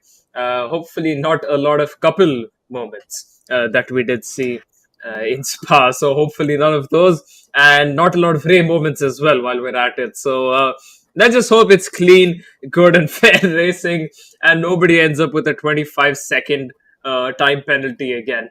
But yeah, Boto, before we go into the race, what are your thoughts? What do you expect from a circuit like Barcelona, especially with these drivers? Yeah, completely different ball game, isn't it? They're gonna have to get rid of all that muscle memory they've developed after doing continuous laps of Spa, one after the other, and shift their focus onto Catalonia now. Uh, Circuit de Catalonia, again, as you mentioned, we mentioned multiple times now, very technical, quite slow speed, especially sector 3, where you're barely full throttle for more than 3-4 seconds. So its setup is different. The car is, I mean, you would rather set it up more stable because of how low speed it is, but you never know. Some drivers could prefer more on the edge to be more on the edge. Their cars depends on their driving style and their approach to the race as well. In terms of lap times, I think we're expecting around 44 mids for race pace, of probably low 45s. Uh, we could see maybe a bit slower, having said, because most of these drivers have grinded Spa because that's where the qualifying was and the Superpole was. So couldn't quite see the full potential of the drivers in Catalonia, but it shouldn't deter from the racing standard, absolutely. But yeah, that's just my 2 cents on this track. I think Sarthak might win this one. Hopefully, he's going to have a cleaner race. Having had that mare in Spa being caught up with a lot of incidents left, right, and center. It all depends on that lap one. He just needs to get past those two drivers, those two Mercs in front of him, and he needs to get far, far away from couple behind him as well. Having had that collision in lap one, yeah, or lap two rather, not quite the happiest of days for him. But yeah, I think simply we might have a different podium for Catalonia. Just my 2 cents. What do you think? I think Sarthak. I don't see him winning again. Not because of a penalty or a collision, but purely because it's not easy to overtake on a track like this. Oh, yeah. And with people like SD and Axel, who, despite fighting each other, pull away over a second in a lap. I think it's not going to be easy for Sarthak to catch up to these guys in any way, shape, or form. And of course, we have to hope that Kapil doesn't couple his way past drivers again, as Kapil does couple his way into reverse as he was supposed to go off the grid, but he decided, no, I'm going to go backwards, give myself just a few more meters to get the temperature in to the tires. Yeah, these guys are going to be braking and throttling just to get that brake temp up, get their brakes nice and toasty for turn one, because turn one's quite a heavy braking zone here. Even turn one for Spies, which is the calm, because you start after turn one, but over here you start just after the line. So yeah, it's yeah. Let's see how the start goes. We have green light, go, go, go. All these drivers are very close to each other. SD gets a very good start. I think he caught Axel sleeping there, who's having to defend from Madhav right now. It's nearly 3 wide in the rear there, but that's SD taking the lead into turn one. A couple of drivers going side by side. Baldy and Madhav still going side by side. Sarthak gets his way around Samad there. Good move there from Sarthak, and it seems that the Mercs behind him of Axel, sorry, of or you say Madhav and Baldy are very close by, but Oh, sorry, my bad. I think Madhav has got the jump on Axel there. Axel's in the BMW. So yeah, Axel's got completely been caught sleeping, and he's lost the position at the start, which is not what you want. Having had that battle for P1, he finds himself in P3 now. But surely that pace deficit is going to be visible early on. As you can see, Sarthak already on it, and he's clear of couple, so that's good for him. Out of his mirrors is the white Merc of couple, but as he seems to have a nice sizable margin, and that was a clean start for most of them. Someone's absolutely shattered the DRS ball Looks out. like Not couple. that important, but yeah, go on, yeah. Said that might have been couple there who might have smashed through the DRS bollard. As we're watching two perspectives, they're not too far away from each other on the road. That is why you can see both the packs in the same thing. But do not worry, these are two completely different fights.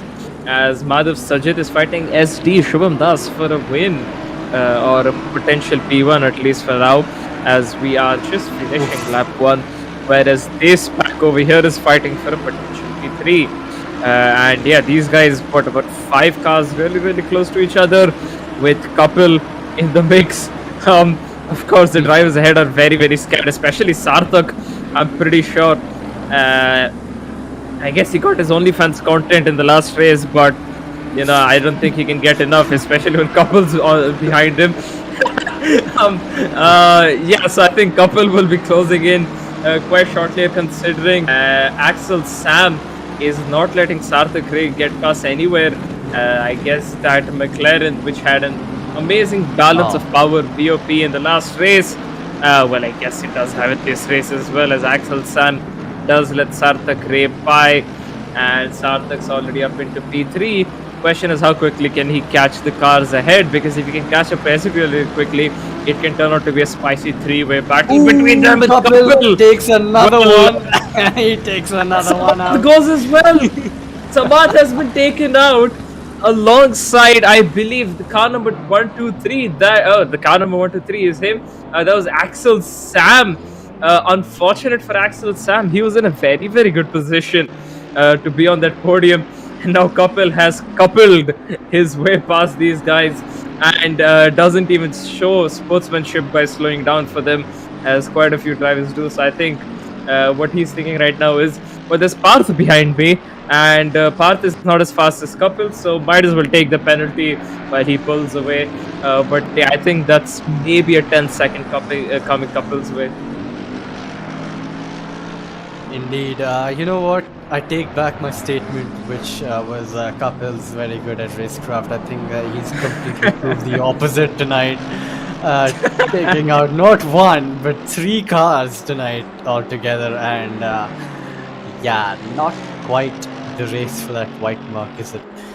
Further on ahead, it seems that Shubham Das has got a great run in Catalonia. He's very well versed in the circuit. And yeah, it shows with his driving right now, pulling away almost more than a second to Madhav. So great start for him, and hopefully Sarthak's going to be looking to get his rightful P1 back. But so far he has a lot of work to do. Having tackled quite a few drivers already, it's Madhav who's up next on his hit list right now.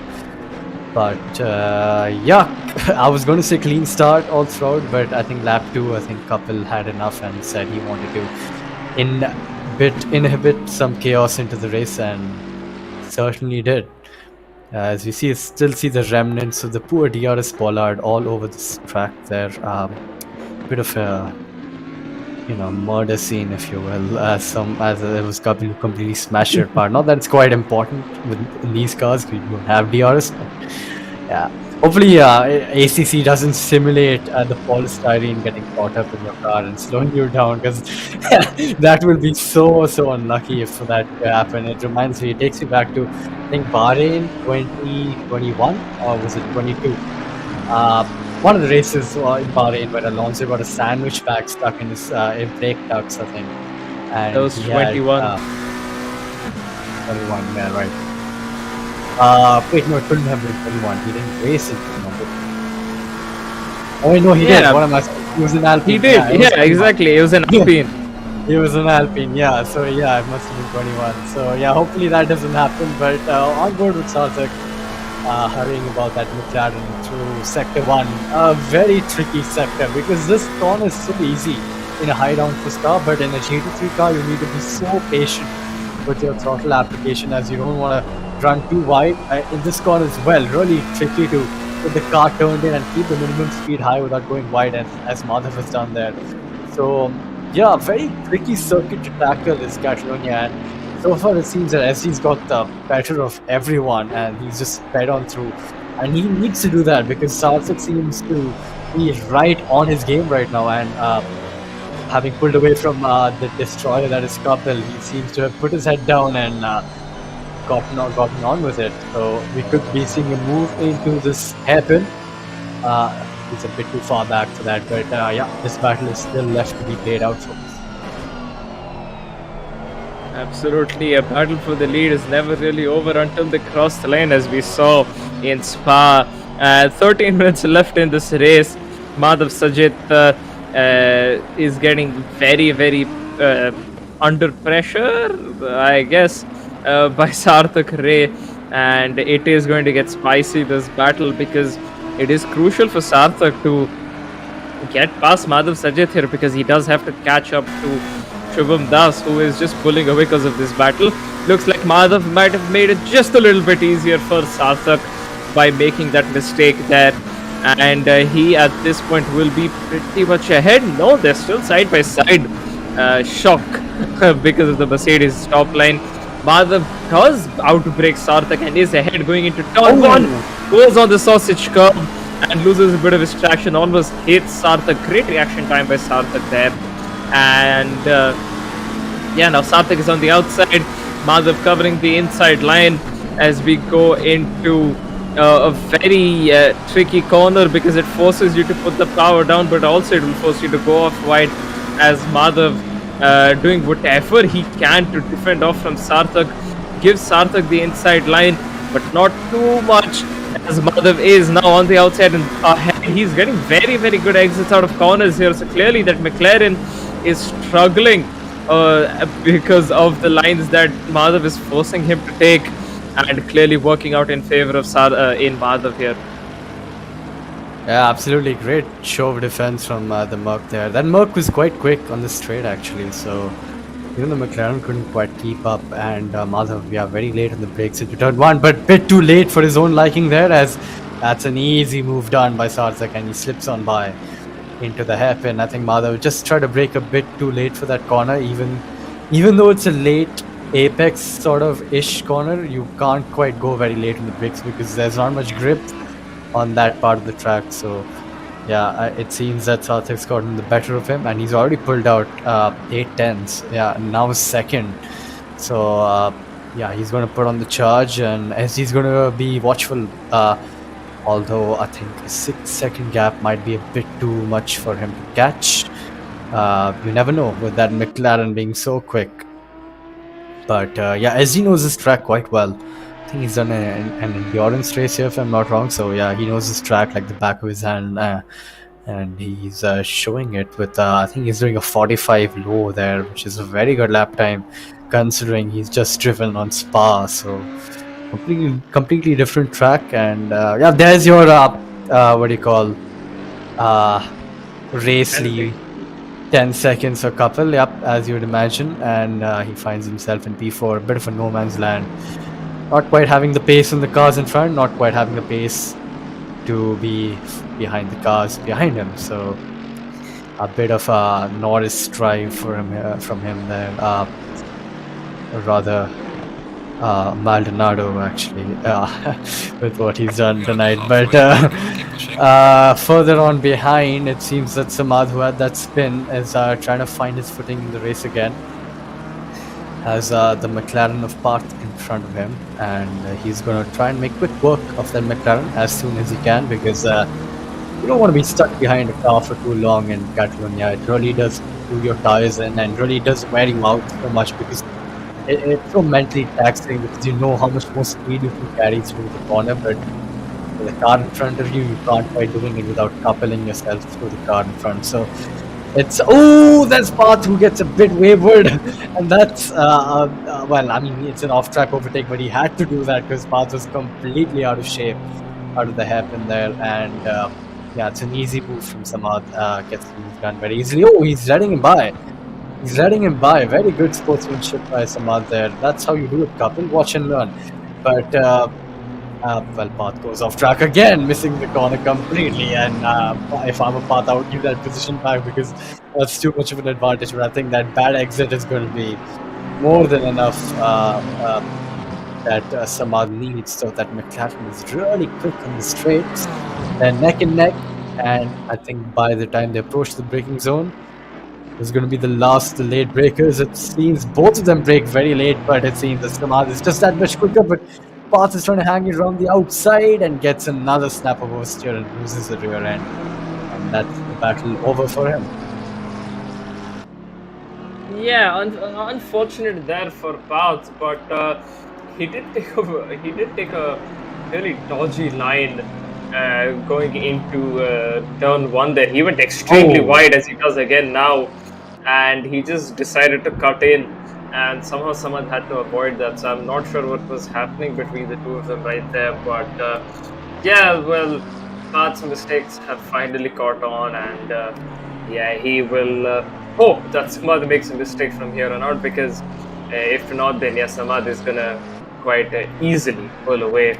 And Kapil, though, on the other hand, will have to manage his 10-second gap to Axel Sam, as he's lingering around that 10-second. He does not want to lose out on the P4 there, as every position matters quite a bit. So hopefully, Kapil can pull away, but right now it doesn't look like he's gaining on Madhav Sajid. In fact, he's around a second or so slower than the guys ahead of him. So I think if Axel Sam starts putting the laps in the final 7 minutes, he can definitely catch up to Kapil and stay well within that 10-second gap and get that position away from it. Madhav going very wide out of turn 3 there, a bit too early on the throttle, which is so easy to do so because it really, hurts being that slow in that part of the track, because it's what you would expect to be a really flat out corner, but it isn't in a car such as the GT3. So yeah, a bit too early in the throttle, and you just wash out wide and lose quite a bit of lap time. Last lap, I was just checking. I think Sarthak was a tenth or so quicker than SG, so he is got the pace advantage right now. But I think that gap is gonna stagnate, because if you have a car in front of you which you can just visibly see, it's quite easy to match him. But if you're just driving in your own time, it's down to the driver who's and how well he knows the track and how well he can push the car. So yeah, it seems that Sarthak is going to just stagnate through that gap. Though I think through that the third sector right now, I can see in the timing he's gained half a second on SG right now. So as he's struggling, I think his tires are already going by the end of it. We're only 5 minutes left in the race. Actually, this race has flown by, hasn't it? As he's doing a 45.8. Let's see how Sarthak responds to that lap time. 45.1, 7/10 quicker. So the battle is not yet over, but 5 minutes or so left. Oh, Parth has a DT in the race. That means he's picked up more than 3 track cuts. A 4th track cut is when you get your drive-through, and yeah, I think that's his race pretty much over by the end of it. But yeah, coming back, SG in his own while, just a bit of a Sunday drive. Well, not quite a Sunday drive, because he can see on his leaderboard that Sarthak is responding. But all he needs to do is just maintain that gap. That will not help as he goes very wide out of turn 5, that is. But still, keeping his car very well placed. Bit wayward through that part of the circuit, but yeah, going on about his way. Sarthak still slowly eking his way into that gap, but it's going to take a while, and he doesn't have a while. He only has 4.5 minutes left in the race, which equates to around, let's say 3 laps, maybe. So, yeah, It's go time for Sarthak, and he really needs to start punching above his weight and cutting down that gap as quick as he can. And that's the best he can do at this point. Not sure if it will be completely possible. Parth does have a stop go 30 seconds instead of the drive-through, so that's No, convenient for him. he's sped in the pits. He's sped in the pits, having Oh, he served his sped in the pits. Okay, Yeah. Even better. So he sped in the pits, and now he has a stop go 30 seconds. So rubbing salt onto the wounds that are already very wide open. And we can see couple 46-7. What will Axel Sam do? We'll have to see, as he will 46-8. Okay, so currently Sam is lapping slower than couple. But if Sam needs to stay within that 10 seconds, he will have to do a lot more. A 10th here and there is completely fine in terms of a margin, but if he wants to solidify himself in that P4, then he definitely has to push a lot more than he is right now, and not just going a 10th here and there. But I mean, a few tenths faster than couple. Of course, it won't be the easiest thing to do when your tires have worn out at this point. 3 minutes left in the race, but an effort is an effort, and if it works out for him, then well and good. Yeah, 5 seconds is the gap between Sarthak and Shubham right now. 6 now, as I think Sarthak might have made a mistake, and as he's sort of pushed his way through. But things are quite tied down in this race. As expected, Catalonia is not one where you expect a lot of battles with, given the nature of the circuit, how hard it is to even keep your car on track, let alone go wheel to wheel. Really hard actually in GT3. With how heavy these cars are, it's quite hard to do wheel to wheel around the circuit. But as he does a 45.5, Sarthak responds with a 46.2. So yeah, he's sort of dropped back, and I think he's well, he knows he's going to finish P2, so he's just bringing it home, which is fair enough. You can't really do much in 2 minutes of lap time, of race time, sorry. But yeah, this race has turned out to be a bit of a cool down, having had that really good battle in Spa.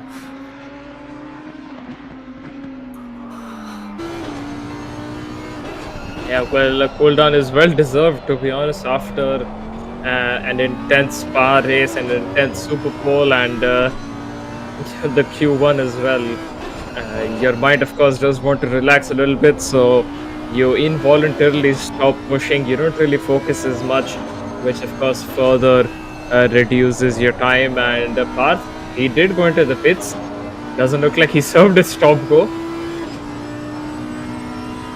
He That's is strange. still having that 30 seconds stop go. Did he just do a drive-through? I think he's just done a drive-through through the pits rather than stopping completely. But okay, we leave that to him, as he will have one more lap, unless Ezri does decide to slow down completely. But I doubt he'll want to do that and bring Sarthak close to him. And of course, compromise that P1 that he has by over 5.5 seconds. So yeah, I think a nice day we've had so far regardless. I mean, we had 4 action-packed sessions, and let's not forget the first half of this race was quite nice as well. But then yeah, these guys do deserve a bit of a well-deserved rest towards the end here. So yeah, they'll just be cruising up to the line, making sure they're not making any mistakes. They don't really have to improve on their lap times anymore or any such thing. Just make sure they bring it home and finish a nice day of racing here. The clock has hit 0, and this is the last lap these guys will be doing. 5.3 the gap sits at, so he did bring it back down from 6 to 5 again. So yeah, I think if these two were close together, we might have had a completely different race on our hands, because again, from behind a car, it's really easy to follow the lines and notice what they're doing wrong. But when you're driving on your own while, it's just you and how well you know the car and the track. So Sarthak did not have that luxury in this race, and he's had to deal with his own skill, which didn't quite bring him near SD. But yeah, great drive from SD tonight. Won both the races. Didn't get pole. Got the Super Pole, but didn't get the first pole. Didn't have the fastest lap time, so that's still with Sarthak, and that's where the prize money is, folks. So yeah, I think Sarthak won't be too perturbed by the events of tonight. Heading on out of the final corner, hits the line, 46.3. Very cool lap on the last one, didn't push at all. While Sarthak did a 45.7, so he's like 6 tenths quicker, but yeah, as he was just on a cool down lap. And that's the race. The race over for tonight, folks. A bit of a couple moment here and there. None that the stewards didn't have to do anything about. I mean, they had pretty easy Parth tasks. disqualified. Samad Habib drive through. Sorry for cutting you off there. No Moto, problem. but yeah, so Parth got disqualified. Samad has a drive-through conveniently that he's picked up on the last lap. What happens to people with the drive-through? Will they get DSQ'd or will that be a They'll massive get penalty? this time added. 30 seconds, okay. I mean, he was pretty much last anyways, so yeah, I don't think that was 30 seconds will be affecting him too much. Absolutely. That's a race done in Catalonia, folks. Your technical circuit provided all the racing it wanted to, which is not much, but still, it's nice to see the drivers tackle such a difficult circuit after tackling Spa. So, yeah, good on them there. Yeah, Sarthak with the fastest lap overall qualifying lap tonight with a 17.5 rapid lap in Spa. No one could usurp that lap time, but in the race, SD did comfortably win both of them. Well, the first one wasn't that comfortable actually. It was Axel breathing down his neck all the way throughout the last corner, so he didn't have to work for it. But the Super Bowl lap was quite nice, and he's going to be pretty happy with that. But yeah, that's it for tonight, folks. That's day one of qualifiers to Group A. We head to Group B tomorrow, and do keep an eye out for that. And yes, simply any overall thoughts for tonight? I think we had some great action in the first one, great qualifying as well, and good Super Bowl stuff too. So yeah, good day overall. Yeah, good day overall, and yeah, it was pretty entertaining at least. Not only Spa, not only Barcelona, but the whole day in general was quite good. So I think we have quite a few expectations there for Group 2 tomorrow, which we will be coming back at 8 p.m. with. And yeah, hopefully we'll see what those guys can pull off, considering you're racing with them as well. So hopefully you do better, because if you happen to do a couple movement, then yeah, it's not going to be ideal for you. I hope So so yeah, but I think we do have a bit of a highlight reel coming up, and yeah, I think you guys will be enjoying that as well, in case you have missed out on the racing action. So thank you so much for watching, and we'll catch you guys tomorrow at 8. Bye bye. ciao.